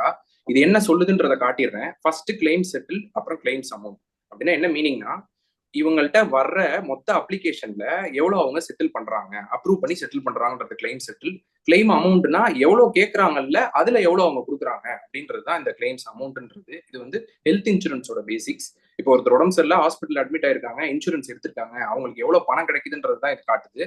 இதுல இதுல வந்து பப்ளிக் செக்டார் கம்பெனிஸ் எல்லாம் நம்பர்ஸ் நல்லா இருக்கு, 90%, 100% இருக்கு. என்ன மீனிங்னா, அவங்க சொல்றதே கம்மியா தான் சொல்லுவாங்க, ஆனா கண்டிப்பா அதை கொடுத்துருவாங்க அப்படின்றது தான் இந்த public sector companies, government companies, insurance கம்பெனிஸோடது. நியூ இந்தியா, ஓரியன்டல் சொல்லுவோம். இதுல யாருகிட்ட போகக்கூடாது அப்படின்றதுக்கான எக்ஸாம்பிளும் இங்கேயே இருக்கு. ஃபார் எக்ஸாம்பிள், ஸ்டார்ன்றவங்க ஒரு லீடிங் பிளேயர், பட் என்ன தப்பு நடந்திருக்கு அப்படின்றத இங்க காட்டப்படுது. இது வந்து ஒரு ரியல் டேட்டா. இது வந்து பப்ளிஷ்ட் ஆன் இந்தியன் எக்ஸ்பிரஸ் பேப்பர்ல, எக்கனாமி பேப்பர்ல வந்து பப்ளிஷ் பண்ணியிருக்காங்க. என்னன்னா, இதுல வர்ற கிளைம்ல 75% தான் அப்ரூவல் கொடுக்குறாங்க, 54% தான் பணமே கொடுக்குறாங்க. அதாவது 1,00,000 அப்ரூவ் பண்றாங்க, நம்ம கேட்கறோம்னா அதுல 50,000 அளவுக்கு தான் அவங்களுடைய செட்டில்மெண்ட்டே இருக்கு அப்படின்றத இவங்க மேல இருக்கிற குற்றச்சாட்டு. இந்த மாதிரி கிளைம் செட்டில்மெண்ட் ரேஷியோ, ஒரு சில இதுக்கான சில பாயிண்ட்ஸ், அதோட எப்படி நீங்க வந்து ஒரு செக்லிஸ்ட், இனிமே தான் ஒரு ஹெல்த் இன்சூரன்ஸ் எடுக்க போறீங்கன்னா அதுக்கான செக்லிஸ்ட் இது. இல்ல இதுக்கப்புறமா நம்ம இதுக்கு முன்னாடி எடுத்ததை நான் வந்து வெரிஃபை பண்ணணும் அப்படின்றதுக்கான ஒரு கம்ப்ளீட் செக்லிஸ்ட் இது. இது மாதிரி ஒரு செக்லிஸ்ட்டும், இந்த மாதிரி ஒரு ப்ராப்பரான இன்சூரன்ஸும் நீங்க போகணும் அப்படின்னு முடிவு பண்ணிட்டீங்கன்னா எப்ப வேணாலும் என்கிட்ட நீங்க தொடர்பு கொள்ளலாம். இதுக்கான ஒரு எக்ஸ்பர்ட் டீம் இருக்காங்க, அதை எல்லாமே நம்ம பார்ப்போம். இது வந்து ஹெல்த் இன்சூரன்ஸ் சம்பந்தப்பட்ட ஒரு பேசிக். டேர்ம் இன்சூரன்ஸ்ல ரொம்ப ரொம்ப முக்கியமான ஒரு விஷயம் என்னன்னா, நான் ஏற்கனவே சொன்ன மாதிரி 20 மடங்கு நீங்க சம்பாதிக்கிற ஒரு வருஷத்தோட தொகையிலேருந்து 20 மடங்கு மேல இருக்கணும். 10,00,000 இல்ல 20,00,000 சம்பாதிக்கிறோம்னா அதுல இருந்து 20 மடங்கு இருந்தாதான் நாளைக்கு நம்ம இந்த இன்சூரன்ஸ் எடுத்ததுல இருந்து நாளைக்கு ஏதாவது ஒரு பிரச்சனை நம்ம இல்லை அப்படின்னா நம்ம குடும்பத்தை அடுத்த 20 வருஷத்துக்கு இந்த தொகை வந்து பாத்துக்குன்றதுதான் மீனிங். இந்த டேர்ம் இன்சூரன்ஸை பொறுத்த வரைக்கும் நம்ம ஒழுங்கா எடுத்துட்டோம்னா போதும். பெருசா ரைடர்ஸ்ல எல்லாம் போய் இதுல கான்சென்ட்ரேட் பண்ண வேண்டாம். 2 ரைடர் நல்லா இருக்கு. கிரிட்டிக்கல் இல்னஸ்ன்ற ஒரு ரைடரும், வெய்வர் ஆஃப் பிரீமியம்ன்ற ரைடரும் நல்லா இருக்கும். அதுல வந்து நீங்க உங்களுடைய இன்சூரன்ஸ்க்கு ஏத்த மாதிரி அதை எடுத்துக்கலாம். Definitely there will be help provided. இந்த செஷனுக்கு அப்புறம் அதுக்கானதும் நான் உங்களுக்கு ஷேர் பண்ணுவேன். இன்சூரன்ஸ் எடுக்கிறத நான் வந்து எடுக்கவே மாட்டேன் அப்படின்னு இருக்கிறவங்களுக்கு பணம் சார்ந்த ஒரு பெரிய பாயிண்ட் சொல்றேன். என்னன்னா, நீங்க சம்பாதிக்கிறது, நீங்க சேலரி பர்சன் இல்ல பிசினஸ் பர்சனா இருக்கீங்கன்னா உங்களுக்கு டாக்ஸ் பெனிஃபிட் செக்ஷன் 80C-லயும் 80D-லயும் கிடைக்கும். இந்த இன்சூரன்ஸஸ் பொறுத்த வரைக்கும் ஒரு வருஷத்துக்கு 1,50,000 வரைக்கும் எடுக்கலாம். பட் இந்த நியூ டாக்ஸ் ரெஜிமெண்ட்ல அது ஒரு பெரிய பயன் இல்லை. இருந்தாலும் உங்களுக்கும் உங்க ஃபேமிலிக்குமான ஒரு கவரை வந்து நீங்க எப்பவுமே மெயின்டைன் பண்ணுன்றது தான் மெயின் ரூல். இதுல மெயினான ஒரு இந்த டேர்ம் இன்சூரன்ஸ்லயும் ஹெல்த் இன்சூரன்ஸ்லயும் உள்ள பாயிண்ட்ஸ் பார்த்துட்டோம். அடுத்தது இன்வெஸ்ட்மெண்ட்ஸ்ன்றத ஒண்ணு போறதுக்கு முன்னாடி டெப்ட் க்ளோஷர். டெப்ட் க்ளோஷர்ல எப்பவுமே ஒண்ணுதான், இந்த கடன் வாங்குறதுன்றது ஒரு பிசினஸ் பண்றவங்களுக்காக கடன் வாங்குறது தான் ரொம்ப முக்கியம். அந்த மாதிரி தான் கடன்ன்றதை டீல் பண்ணிக்கணும். இந்த கடனை நம்மளோட ஆடம்பர செலவுக்காக என்னைக்குமே யூஸ் பண்ணவே கூடாது. அதுல பர்சனல் லோனுன்னு பக்கமே போகவே கூடாது. அதான் ரொம்ப முக்கியம். கடன் ஒரு சேலரிட் எம்ப்ளாயி இல்ல ஒரு பெரிய லெவல்ல ஒரு பிசினஸ் பண்ணாத ஒரு பர்சன் கடன் எதுக்கு வாங்கலாம் அப்படின்னா, அலவுட் எதுக்குன்னா ஹோம் லோன் மட்டும்தான் வாங்கலான்றது ஒரு பெட்டர் ஆப்ஷன். அதுவுமே தேவையில்லைங்க. ஒழுங்கான ஒரு முதலீடு பண்றவங்களுக்கு, ஒரு சரியான முதலீட நல்ல வயசுலயே, கம்மியான வயசுலயே எடுக்கிறவங்களுக்கு பெரிய லெவல்ல ஹோம் லோன் போகணும்னே அவசியம் இருக்காது. அது ஏன் அப்படின்றதையும் நான் இன்னும் தெளிவா எக்ஸ்பிளைன் பண்றேன். என்னைக்குமே இந்த இஎம்ஐல ஒரு முக்கியமான பாயிண்ட் சொல்றேன். ஆல்ரெடி நான் வாங்கிட்டேன் சார், என்ன பண்ணணும்ன்றது முக்கியமான பாயிண்ட். அடுத்து இப்பதான் கடன் வாங்கியிருக்கீங்க, ஃப்ரெஷ்ஷா ஒரு கடன் வாங்கியிருக்கீங்கன்னா அடுத்த 1-2 வருஷத்துக்கு வேற ஏதாவது முதலீடு போகாதீங்க. உங்க கடன்லயே வட்டி இல்லாம முதலையும் அதிகமா கட்டுங்க. அது ரொம்ப முக்கியம். என்ன சொல்ல வரேன்னா, வட்டியை மட்டும் கட்டிட்டு இருப்போம் ரொம்ப நாளைக்கு. புது கடனா இருக்கு, இப்பதான் வாங்கியிருக்கீங்க அப்படின்னா அந்த வட்டிக்கு மேல சில எல்லா லோன்லயுமே நீங்க முதலையும் சேர்த்து கட்டலாம். அந்த மாதிரி இருக்கிற லோனே எடுங்க. அந்த முதலையும் சேர்த்து 1 or 2 இயர்ஸ்ல முதல்ல கட்டினீங்கன்னா பின்னாடி நீங்க கட்ட போற வட்டி வந்து ரொம்ப குறையும். அது ஏன் அப்படின்றத எல்லா விஷயத்தையும் பார்ப்போம். இன்வெஸ்ட்மெண்ட்ஸ், முதலீடுன்னு போறதுக்கு முன்னாடி ஒரு இந்த ஸ்டாக் மார்க்கெட்னா என்ன, என்ன அசெட் கிளாஸஸ் எல்லாம் இங்க இருக்கு, அந்த விஷயங்கள் எல்லாத்தையுமே நான் சொல்றேன். சார், இப்ப நான் இது வரைக்கும் பேசுனது எல்லாமே ஃபாலோ பண்றீங்களா? லைக் ஏதாவது ஒரு விஷயங்கள் புரியல இல்ல ஏதாவது சந்தேகங்கள் இருக்கு அப்படின்னா எப்ப வேணாலும் கேட்கலாம். சார், செந்தில் சார் இது வரைக்கும் ஓகே தானேங்க sir? Yes sir, yes sir, நல்லா இருக்கு. யாருன்னா நடுவுல கொஸ்டின் இருக்குன்னா ஒரே ஒரு Sure. பிரேக் கொடுக்கலாம். இல்ல Sure, இது sir. நீங்க சார் நீங்க ப்ரொசீட் பண்ணுங்க. கடைசியா ஒரு டைம் எடுத்து அவங்க கொஸ்டின் Super, ஏதாவது sir. இருந்தா அதுக்கு Fine, ஒரு sir. டைம் போட்டுக்கலாம் நம்ம. Thank you, sir. இப்ப இது நம்ம பண்ணீங்கன்னா டிஸ்ட்ராக்ஷன் ஆயிரும். done, ஒருத்தர் sir. கேள்வி கேட்டாங்கன்னா அதுக்கு Done, இதாயிரும். sir. Okay Done, okay done. Right இது ப்ரொசீட் முடிச்சதுக்கு சார். அப்புறம் நம்ம கேள்வி டிஸ்கஷன்ஸ் ஆமா வச்சுக்கலாம். ஆமா அதுக்கு ஒரு டைம் வச்சுக்கலாம். ஓகே. ஸோ இப்போ ஒரு இன்வெஸ்ட்மெண்ட்ஸ் வந்து ஒரு பெரிய ஹாரிசான் ஒரு கொடைக்குள்ள போவோம். அதுக்கு முன்னாடி ஒரு இன்வெஸ்டர்னா அதுக்கு சார் சொன்ன மாதிரி செந்தில் சார் வந்து வாரன் பஃபெட்டை பத்தி பேசியிருந்தாங்க. ஒரு இன்வெஸ்டர்னா ஒரு ஒரு பெஞ்ச் மார்க் எடுத்துக்காட்டுனா வாரன் பஃபெட் தான். ஒரு 13 வயசுல இருந்து ஆரம்பிச்சு ஒரு 19 வயசுல ஒரு தெளிவான ஒரு பார்வையோடைய இந்த முதலீடுன்றத அணுகுனவர். உங்களுக்கு ஒண்ணு நல்லா சொல்லிடுறேன். அவரோட 50வது வயசுக்கு அப்புறம் தான் அவர்கிட்ட இருக்கிற 90% சொத்துக்கள் அவர்கிட்ட வந்தது. 60வது வயசுக்கு அப்புறம் தான் உலக பணக்காரர்கள் ஆகுறாரு. இப்ப நம்ம பேசிக்கிட்டு இருக்கிற வாரன் பஃபெட் வந்து 90 வயசுக்கு மேல அவர் சர்வைவ் ஆயிட்டு இருக்காரு. அவரோட முக்கியமான வேலையே சார் சொன்ன மாதிரி இந்த 3 மெயின் பாயிண்ட் தான். சந்தோஷமா இருக்கிறது, ஆரோக்கியமா இருக்கிறது, இந்த தவறுகள் மணி மிஸ்டேக்ஸ் அப்படின்றத கொண்டு எங்கேயும் பண்ணக்கூடாது. இது இல்லாம சரியான ஆட்கள் கூட நீங்க டிராவல் பண்ணணும் அப்படின்றது என்னைக்குமே லைஃப்ல முக்கியம். இத புரிய வைக்கிறதுக்கு தான் முதலீடுல நான் ஒரு தெளிவான விஷயங்கள் சொல்றேன். இந்த முதலீடுல எத்தனை விஷயங்கள் நிறைய விஷயங்கள் இருக்கு. பட் இதோடைய ரிட்டர்ன்ஸா நீங்க பாக்குறது தான் ரொம்ப ரொம்ப முக்கியம். நம்ம ரிட்டர்ன்ஸாவே பார்க்காதனால மட்டும்தான் இன்னுமே நம்ம சேஃபரான அசெட் கிளாஸஸ் அப்படின்னு நினைச்சிட்டு இருக்கோம். ரியல் எஸ்டேட், கோல்டு இல்ல கையில பணமா மட்டும் வச்சுக்கிறது தான் சேஃபரான அசெட் கிளாஸஸ் நினைச்சிட்டு இருக்கோம். பட் நான் இப்ப இன்ஃபிளேஷன்னா என்ன, காம்பவுண்டிங்னா என்ன, அப்புறம் உங்களோட ஸ்டாக் மார்க்கெட்னா எப்படி வேலை செய்யுது அதெல்லாம் சொன்னனாலே உங்களுக்கு இன்னும் நிறைய விஷயங்கள் தெளிவாயிடும். அடுத்த 10 நிமிஷத்தை ரொம்ப தெளிவா கவனிச்சுக்கோங்க. நிறைய பாயிண்ட்ஸ் உங்களுக்கு சூப்பரான பாயிண்ட்ஸ் எல்லாமே கிடைக்க போகுது. அதுல ஃபர்ஸ்ட் சொல்றேன். இப்ப நம்ம கையில பணமா இருந்துச்சுன்னா அதுல எந்த விதமான வளர்ச்சியும் இருக்காது. அதான் 0% போட்டிருக்கேன். அதே மாதிரி பிக்சட் இன்கம் கிடைக்கிற பிக்சட் டெபாசிட்ஸ்ன்றதுல நீங்க கொண்டு போய் வைக்கிறீங்க இல்ல சீட்டு கட்டுறீங்க அந்த மாதிரினா 3% ஒரு வருஷத்துக்கு அந்த பணம் வளருதுன்னு சொல்றோம். கோல்டு வந்து 6% வளர்ந்துட்டு இருக்கு. ரியல் எஸ்டேட் வந்து 7%. டெப்ட் ஃபண்ட்ஸ் இப்படின்னா என்ன, இதுதான் இன்னைக்கு உரிய கேம் சேஞ்சரா நான் நினைக்கிறேன். இன்னைக்கு நிறைய பேர் வந்து இதை மிஸ் பண்ணக்கூடாது அப்படின்றத நான் ரொம்ப விருப்பப்படுறேன். அதை நம்ம என்னன்றதை காட்டுறேன் நான். அதே மாதிரி ஈக்விட்டினா ஒன்றும் இல்லைங்க, ஸ்டாக் மார்க்கெட்டோட இன்னொரு பேர் தாங்க ஈக்விட்டின்னு சொல்லுவாங்க. அதான் வந்து 12% ரிட்டர்ன் கிடைச்சிட்டு இருக்கு. கிரிப்டோன்றதுல 15%, அல்டர்னேட்டிவ் அசெட்ஸ்ல 8% கிடைச்சிட்டு இருக்கு. இது எல்லாமே பாத்தீங்கன்னா லாஸ்ட் 25-30 வருஷத்தோட டேட்டாவை தான் நான் பிரசன்ட் பண்ணிருக்கேன். இது எதுவுமே வந்து இதை விட அதிகமா கம்மியா உங்களுக்கு பெரிய டிஃபரன்சஸ் இருக்காது. இதுல என்னன்றதை நான் உங்களுக்கு சொல்லிடுறேன். இந்த நிப்டி 50ன்றது ஸ்டாக் மார்க்கெட்டோட இண்டெக்ஸ்ன்னு சொல்லுவோம். இப்ப நீங்க இந்த பேப்பர்ல பாக்குறது பாண்ட், அதாவது கடன் பத்திரங்கள்னு சொல்லுவாங்க. இந்த தங்க கட்டிகள் வந்து கோல்டோடது. இது வந்து உங்களுக்கு ஒரு முதலீட்டாளர்னா அவர் எப்படி ஒரு டைவர்சிஃபைடா இன்வெஸ்ட் பண்ணணும்ன்றதுதான் இந்த CIBGAன்னு வச்சிருக்கேன். அதாவது என்னன்னா, சி மீன்ஸ் கன்சர்வேட்டிவ். ரொம்ப பாதுகாப்பா நான் தான் என்னோட பணத்தை வளர்ப்பேன் அப்படின்னு நினைச்சாலுமே 8.5% வளர்க்கலாம். கொஞ்சம் நடுவுல நான் வளர்க்கணும் அப்படின்னு நினைக்கிறாங்கன்னா 10% மேல வளர்க்கலாம். பேலன்ஸ்டு growth அண்ட் அக்ரெசிவ், BGAனா பேலன்ஸ்ட் growth அண்ட் அக்ரெசிவ்னு சொல்லுவாங்க. இவங்க எல்லாரும் 12% கிட்ட கடந்த 50 வருஷமா இந்தியால பயன்படுத்தி யூஸ் பண்ணிட்டு இருக்காங்க. அவங்களுடைய ரிட்டர்ன்ஸ் பார்த்துட்டு இருக்காங்க.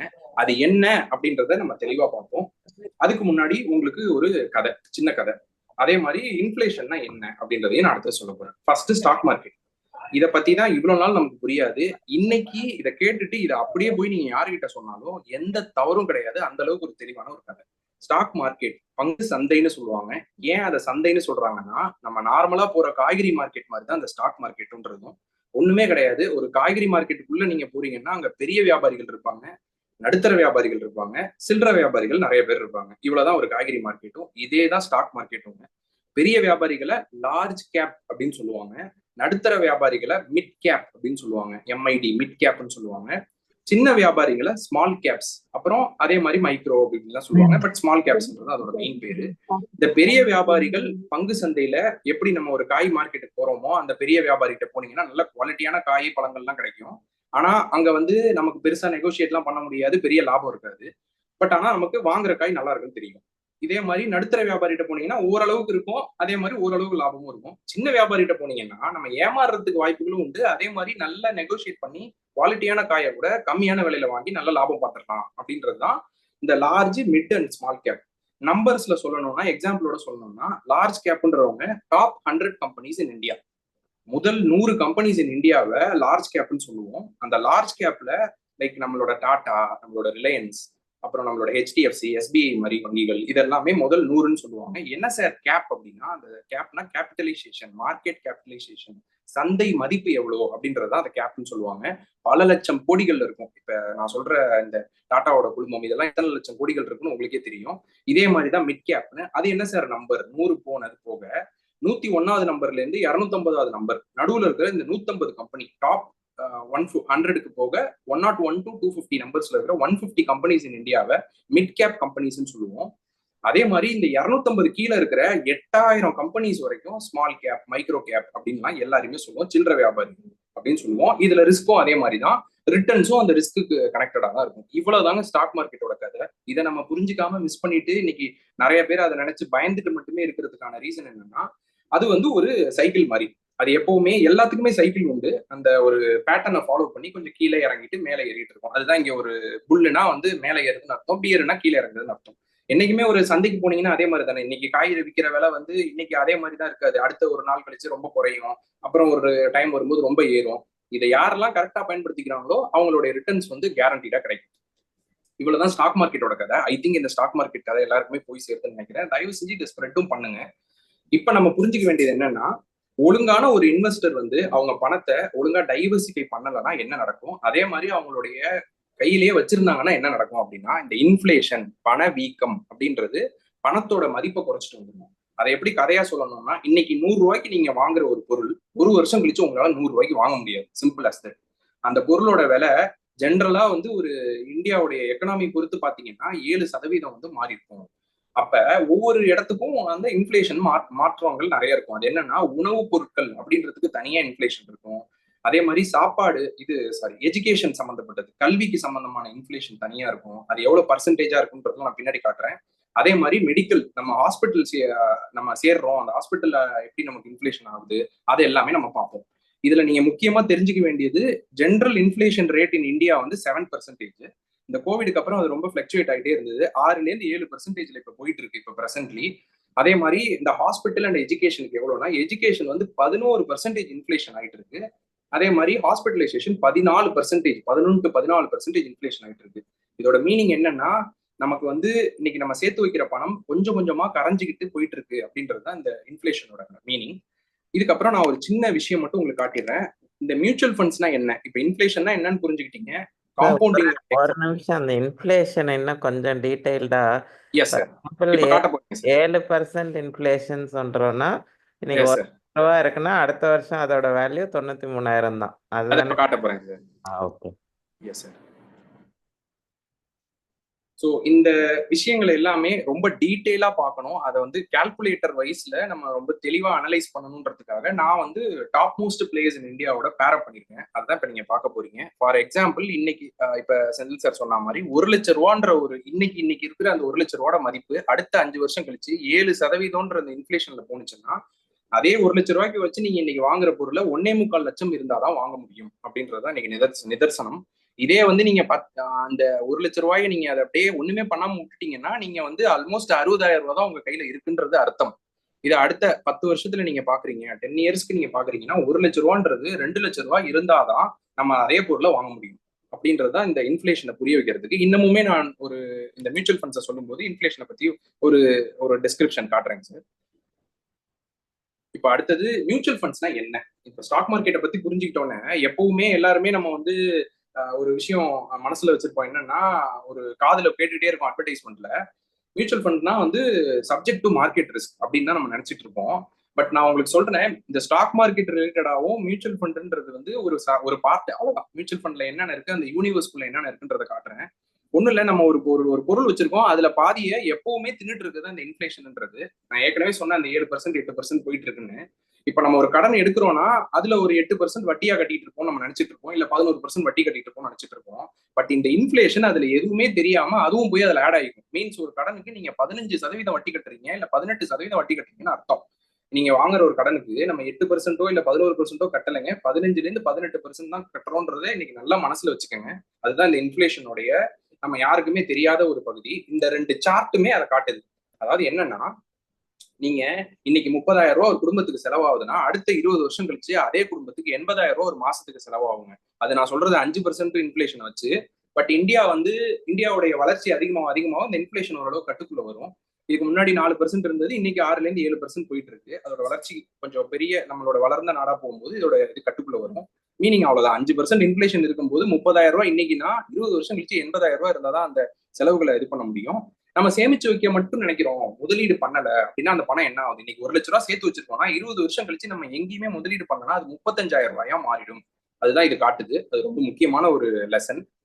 சரி, இப்ப இந்த இன்ஃபிளேஷனை பத்தி இவ்வளவு டீடைலா புரிஞ்சுக்கிட்டோம். அப்ப முதலீடு பண்றதுக்கு ஒரு தெளிவான ஒரு இடத்துக்குள்ள நம்ம இருக்கணும். Highly regulated asset class in India, அதை மேனேஜ் பண்றதுக்கான ஒரு ஹைலி ரெகுலேட்டட் விஷயத்தை பத்தி தான் இப்ப நம்ம பார்க்க போறோம். அப்படி அந்த மியூச்சுவல் ஃபண்ட்னா என்ன, அதுல என்ன பண்றாங்க அப்படின்றத இப்ப நம்ம தெளிவா பார்ப்போம். மியூச்சுவல் ஃபண்ட்லாம் ஒண்ணுமே கிடையாது. மியூச்சுவல் ஃபண்டுன்றது ஒரு ஒரு ஆத்தரைஸ்டு பாடி இன் இந்தியா. அதை ரெகுலேட் பண்றத association of mutual funds in India அப்படின்றதும், securities and exchange board of India செபின்றவங்களும் அதை ரெகுலேட் பண்ணிட்டு இருப்பாங்க. இங்க என்ன பண்ணுதுன்றத பார்ப்போம். நம்ம ஒரு இன்வெஸ்டரா இங்க நம்ம இந்த ஒரு பணத்தை கொண்டு வரோம்னா, அந்த இன்வெஸ்டர்ன்றவங்க ஒரு பணத்தை இங்க கொண்டு வரும்போது ஒரு எக்ஸ்பர்ட்டான ஃபண்ட் மேனேஜர்ஸ் வந்து அதை சரியான இடத்துல நமக்காக அதை முதலீடு செஞ்சு அதுல இருந்து பணத்தை நமக்கு ரிட்டர்ன் கொடுக்கறது தான் இந்த மியூச்சுவல் ஃபண்ட்ஸோட முக்கியமான வேலை. இது ஒரு ஒரு தெளிவான ஒரு சிந்தனையா மட்டும் இல்லாம உங்களுக்கான ரிட்டர்ன்ஸை எந்த அளவுக்கு அதை டைவர்சிஃபை பண்ணி கொடுக்கும் அப்படின்றத நீங்க பாருங்க. ஃபார் எக்ஸாம்பிள், மியூச்சுவல் ஃபண்ட்ஸால வெறும் ஸ்டாக் மார்க்கெட்ல மட்டும்தான் நம்ம இன்வெஸ்ட் பண்ண முடியும் அப்படின்னு நம்ம இவ்வளவு நாள் நினைச்சிட்டு இருந்தோம். அப்படிலாம் கிடையாதுங்க. மியூச்சுவல் ஃபண்ட்ஸ்ன்றதுல ஒரு எக்ஸ்பர்ட் கைடன்ஸோட இந்த ப்ராப்பர்ட்டி பிளஸ் கோல்டு பிளஸ் இந்த பாண்டு, இதுல எதுல வேணாலும் வித்தியாசமா நம்ம இன்வெஸ்ட்மெண்ட்ஸை பண்ணலாம் அப்படின்றதுதான் ஒரு தெளிவான விஷயம். மியூச்சுவல் ஃபண்ட்ஸை பத்தி கிரெடிபிலிட்டிக்காக ஒரு இன்ஃபர்மேஷன் சொல்றேன். இப்ப வரைக்கும் அதுல 70 லட்சம் கோடி இருக்கு உள்ள. 70 லட்சம் கோடி உள்ள வந்து அதுல பணமா இருக்கு. அதுல 45 லட்சம் கோடி பிக்சட் இன்கம், அதாவது நம்ம பேங்க்ல பண்ற பிக்சட் டெபாசிட்ஸ் மாதிரி பிக்சட் இன்கம் ஜென்ரேட் பண்ணிட்டு வந்துட்டு இருக்கு. 45 லட்சம் கோடி. இது பாக்கி இருக்கிற 25 லட்சம் கோடி தான் வந்து இந்த ஸ்டாக் மார்க்கெட் ரிலேட்டடும் கோல்டு ரிலேட்டட் இன்ஸ்ட்ருமெண்ட்ஸ்லயும் பார்க்கடா இருக்கு. அப்படின்னா என்ன, இது ஏன் அப்படி வருதுன்னா, நீங்க ஒரு சாப்பாடு தட்டு மாதிரி உங்களுடைய அசட்டை, உங்களுடைய சொத்துக்களை நீங்க போடுற 100 ரூபாயை கூட அழகா டைவர்சிஃபை பண்ணி நீட்டா மேனேஜ் பண்ணி கொடுக்கறது தான் இந்த மியூச்சுவல் ஃபண்ட்ஸோட வேலை. Very highly regulated. நம்ம வந்து இதே வந்து என்ன பண்ணிட்டு இருக்கோம்னா, சின்ன சின்ன குழுக்களா யாருன்னே தெரியாத இல்ல வந்து இந்தியால ஆத்தரைஸ்ட் ஆகாத இடத்துல போய் சிட் ஃபண்ட்ஸா கட்டி ஏமாந்துட்டு இருக்கோம். அந்த மாதிரி பண்ணணும்னு அவசியமே இல்லை. நம்ம அதே மாதிரி வெறும் பேங்கோட எஃப்டியை மட்டும்தான் நம்பி நம்ம எஃப்டின்னு பண்ணிட்டு இருக்கோம். நான் உங்களுக்கு ஒரு டூலோட ஒரு விஷயத்த சொல்லித்தரேன். அதை எவ்வளவு தூரம் புரிஞ்சுக்கிறீங்களோ அவ்வளவு தூரம் உங்களோட காம்பவுண்டிங் பயங்கரமா இருக்கும்னு அர்த்தம். என்ன அந்த டூல் அப்படின்னா, ஃபர்ஸ்ட் ஆஃப் ஆல் உங்களுக்கு ஒரு சின்ன புரிதல் தெரியணும். அது என்ன அப்படின்னா, பிக்சட் டெபாசிட்ல நீங்க வைக்கிற பணத்தையோ இல்ல சேவிங்ஸ்ல பேங்க்ல வைக்கிற பணத்தையோ பேங்க் எப்படி அதுக்கு வந்து ஒரு வட்டி கொடுக்குறாங்கன்னா, வேற யாருக்கோ கடனா கொடுத்து ஒரு 11-12% கடனா கொடுத்து உங்களுக்கு ஒரு 8% இல்ல 2.5% கொடுக்குறாங்க. பிக்சட் டெபாசிட்னா 7ல இருந்து 8% இன்ட்ரெஸ்டும், இல்ல சேவிங்ஸ் அக்கௌண்ட்னா 2.5% இன்ட்ரெஸ்டும் தான் கொடுத்துட்டு இருக்காங்க. இதுதான் வந்து ஒரு நார்மல் பேங்கோட ஒரு முக்கியமான ஒரு வேலை. இதுல நீங்களே இந்த கடன் கொடுக்கறத கவர்மெண்ட்டுக்கோ இல்ல top 100 companies, corporate companies, top 100 கம்பெனிஸ்க்கோ கடனா கொடுத்தீங்கன்னா உங்களோட டாக்ஸேஷன்ஸும் ரொம்ப கம்மி, அதுல வர ரிட்டர்ன்ஸும் இன்னும் கொஞ்சம் அதிகம். அப்படின்றத பண்றதுதான் டெப்ட் மியூச்சுவல் ஃபண்ட்ஸ், கடன் பத்திரம் சார்ந்த மியூச்சுவல் ஃபண்ட்ஸ்னு அர்த்தம். இங்க உங்களோட ரிட்டர்ன் வந்து பிக்சட் டெபாசிட், பேங்க்ல வைக்கிற பிக்சட் டெபாசிட்டோட அதிகம். அதுக்கான எக்ஸாம்பிள் ஒரு கால்குலேட்டர் தான் இது. சார், எனக்கு 3 வருஷம்குள்ளதான் இந்த ஃபண்ட் தேவை, இந்த பணத்தை நான் 3 வருஷம் மட்டும்தான் முதலீடு பண்ணுவேன் அப்படின்னு நீங்க முடிவு பண்ணிட்டீங்கன்னா அதை எங்கெங்கெல்லாம் வைக்கலாம் அப்படின்றதுக்கான ஒரு எக்ஸாம்பிள் இங்க ஸ்மால் ஃபினான்ஸ்ன்றது டெப்ட் ஆர்பிட்ராஜ்னு கொடுத்துருப்பேன். இது என்ன சார் ஸ்மால் ஃபினான்ஸ், இது என்ன சார் டெப்ட், என்ன சார் ஆர்பிட்ராஜ்? ஒண்ணுமே கிடையாதுங்க. ஆர்பிஐக்கு கீழே 5 லட்சம் ரூபாய் வரைக்கும் நீங்க இந்த மாதிரி ஸ்மால் பேங்க்ஸ்ல எடுக்கிறீங்கன்னா ஆர்பிஐ வந்து உங்களுக்கு வந்து இன்சூரன்ஸ் கொடுத்துருக்கு. இந்த ஸ்மால் பேங்க்ஸ்ல அதிக வட்டியும் உனக்கு கொடு, நீயும் வந்து அதை சப்சிடைஸ் பண்ணி அதுல இருந்து நிறைய ரிட்டர்ன் சம்பாதிச்சுக்கோ, 5 லட்சம் ரூபாய் வரைக்கும் நான் உனக்கு இன்சூர் பண்றேன். ஆர்பிஐ கீழே எடுக்கிற மாதிரி அது. இந்த மாதிரி நிறைய ஸ்மால் பேங்க்ஸ் இருக்கு. அதுல நீங்க முதலீடு பண்ணும்போது 8.5%லேருந்து 10% வரைக்கும் உங்களுக்கு வட்டி கிடைக்கும். அதே மாதிரி டெப்ட் ஃபண்ட்ஸ். வாட் இஸ் டெப்ட் ஃபண்ட்ஸ்னா, நான் ஏற்கனவே சொன்ன மாதிரி பேங்க் வந்து ஒரு வெளியில ஒருத்தவங்களுக்கு கடன் கொடுத்து அதுல இருந்து வர வட்டியை வச்சு உங்களுக்கு பிக்சட் டெபாசிட்லயும் சேவிங்ஸ்லயும் உங்களுக்கு ஒரு வட்டி கொடுத்துட்டு இருக்கு. இதே விஷயத்த நீங்க பண்ணணும் அப்படின்னா கவர்மெண்ட்டுக்கோ இல்ல ஒரு டாப் கார்பரேட்டுக்கோ நீங்க கடன் கொடுக்கணும்னா அதுக்கு பயன்படுத்துற ஒரு இன்ஸ்ட்ருமெண்ட் பேர் தான் டெப்ட் மியூச்சுவல் ஃபண்ட்ஸ்ன்னு சொல்லுவோம். நம்மள்ட்ட காசை நம்ம இங்க கொடுத்தத ஒரு இன்வெஸ்டர் வந்து கவர்மெண்ட்டுக்கோ சாவரின்ன்ற ஒரு பாண்ட்லயோ, அதே மாதிரி ஒரு வெளியில இருக்கிற ஒரு கார்பரேட் டாப் 100 கம்பெனிஸ் இருக்கிற கார்பரேட்டை AAA ரேட்டட்னு சொல்லுவாங்க, இருக்கிறதுலே ஹையஸ்ட் சேஃபான ஒரு கார்பரேட்ஸ்ன்னு சொல்லுவாங்க. அங்க கடன் கொடுத்து உங்களுக்கு இதே மாதிரி ஒரு 8லேருந்து 9% வந்து உங்களுக்கு ரிட்டர்ன் கொடுக்கறதோட வேலை தான் டெப்ட் ஃபண்ட்ஸோட வேலை. ஆர்பிட்ராஜ்னா என்ன மீனிங்? ஆர்பிட்ராஜ்னா ஒண்ணுமே கிடையாதுங்க. இன்னைக்கு ஒரு சந்தையில ஒரு பொருளோட விலை பாண்டிச்சேரியில ஒரு மாதிரி ஒரு விலை இருக்குன்னா தமிழ்நாட்டுல ஒரு மாதிரி விலை இருக்கும். அதே மாதிரி ஒரு பங்கோட விலை ஒரு இடத்துல ஒரு மாதிரி இருக்கும், இன்னொரு இடத்துல ஒரு மாதிரி இருக்கும். இந்த மாதிரி இருக்கிற வித்தியாசத்துல கம்மியா வாங்கி அதிகமான ஒரு லாபத்துல விற்கிறதா ஆர்பிட்ராஜ்னு சொல்லுவாங்க. இதை பயன்படுத்தி உங்களுக்கான ரிட்டர்ன்ஸ் வந்து இந்த 7-8% கிடைக்கும் அப்படின்னு சொல்லலாம். இந்த 3 வருஷத்துக்குள்ள இருக்கிற ஃபண்டை நீங்க இந்த எப்படி வைக்கணும் அப்படின்றத காட்டியிருக்கேன். 3 வருஷத்துக்கு மேல நீங்க இன்வெஸ்ட் பண்ணணும். ஒரு 10 லட்ச ரூபான்ற ஒரு பணத்தை நீங்க வந்து ஒரு இடத்துல இன்வெஸ்ட் பண்ணணும்னா அதுக்கான ரேங்கிங்கோட இங்க நான் கொடுக்குறேன். நீங்க எந்த அமௌண்ட் வேணாலும் இந்த கால்குலேட்டர்ல நீங்க போட்டு அதுக்கான ரேங்கிங்கை நீங்க பார்த்து அதுல இன்வெஸ்ட் பண்ணலாம் அப்படின்றதுக்கான டூல் தான் இது. இப்ப நம்ம இவ்வளவு தெளிவா இதை பார்த்திருக்கோம். இதுல இருந்து நம்ம போறது என்னன்னா 2 விஷயம் நம்ம கத்துக்க போறோம். கோல் பேஸ்டு இன்வெஸ்டிங்னா என்ன, அதே மாதிரி அதை பார்க் பண்ணா எவ்வளவு எஃபெக்டிவா நமக்கு ரிட்டர்ன்ஸ் கிடைக்குது, அதை எல்லாமே இப்ப பார்க்க போறோம். லாஸ்ட் ஒரு 10 மினிட்ஸ் உங்களோட டிஸ்கஷன்ல. உங்க நேரத்தை என்னைக்குமே வீணாக்குற ஒரு விஷயத்த நான் பண்ண மாட்டேன். அதுல நீங்க இன்னும் தெளிவா புரிஞ்சுக்கிறது கோல் செட்டிங். கோல் செட்டிங்னா என்னன்னா, சார் நான் வந்து இன்னைக்கு ஒரு மாசமா நான் இன்வெஸ்ட் பண்றேன், ஒவ்வொரு மாசமும் நான் இன்வெஸ்ட் பண்றேன். அந்த மாசம் இன்வெஸ்ட் பண்றதை வச்சு நான் வந்து 1 கோடி ரூபான்ற ஒரு லெவலை அச்சீவ் பண்ணணும், அடுத்த 10 வருஷத்துல நான் அச்சீவ் பண்ணணும்னு முடிவு பண்ணிட்டீங்கன்னா அது நீங்க வந்து ஒரு 12% ஒரு 13% ரிட்டர்ன் இருந்து இன்ஃபிளேஷன்ன்றது 7% இருந்தாலுமே நீங்க வந்து ஒரு எஸ்ஐபி பண்ணி ஒரு மாசம் அதை வந்து நீங்க சேர்த்து பண்ணணும் அப்படின்னா எக்ஸாக்ட்லி நீங்க ஒரு 80,000 ரூபாய் அளவுக்கு அதுல ஒரு முதலீடு பண்ணீங்கன்னா அடுத்த 10 வருஷத்துலயே உங்களால 1 கோடி எந்த ப்ராப்ளமும் இல்லாம அச்சீவ் பண்ண முடியும். இதுதான் வந்து அந்த கோல் செட்டிங்ன்றது. இந்த கோல்ன்றது வெறும் 1 கோடி தான் அச்சீவ் பண்ணணும்னு கிடையாதுங்க. இதுல நிறைய பேர் ஃபினான்ஷியல் கோல்ஸ்ன்றது நிறைய மாறிக்கிட்டே வரும். ஃபார் எக்ஸாம்பிள் ஒரு குழந்தையோட எஜுகேஷனுக்கு வந்து என்ன பண்ணணும் அப்படின்றத எடுத்துப்போம். இன்னைக்கு ஒரு இன்ஜினியரிங்கோ இல்ல ஒரு எந்த ஒரு படிப்பு போகணும்னாலும் ஒரு 20 லட்ச ரூபாய், 10-20 லட்ச ரூபாய் தேவை. உங்க குழந்தையோடைய வயசு வந்து இன்னைக்கு ஒரு 3 வயசு இருக்கும்னு நம்ம எடுத்துக்கலாம். இல்ல எந்த வயசு இருக்கோ நீங்க அதை வச்சு இந்த கால்குலேட்டர் வந்து என் கூட நீங்க அக்சஸ் பண்ணலாம். அதுக்கான கால்குலேட்டரும் வச்சிருக்கேன், நான் அதை காட்டுறேன். இதை வந்து ஒரு 18 வயசு உங்க குழந்தை நிரம்பும் போது இந்த காலேஜ் எஜுகேஷன் வந்து உங்க குழந்தைக்கு நீங்க பணமா கட்டணும். இன்னைக்கு கையில இருக்கிற கையிருப்பு வந்து ஒரு 3 லட்ச ரூபாய் வச்சுப்போம். கையில ஒரு கையிருப்பு இருக்கு.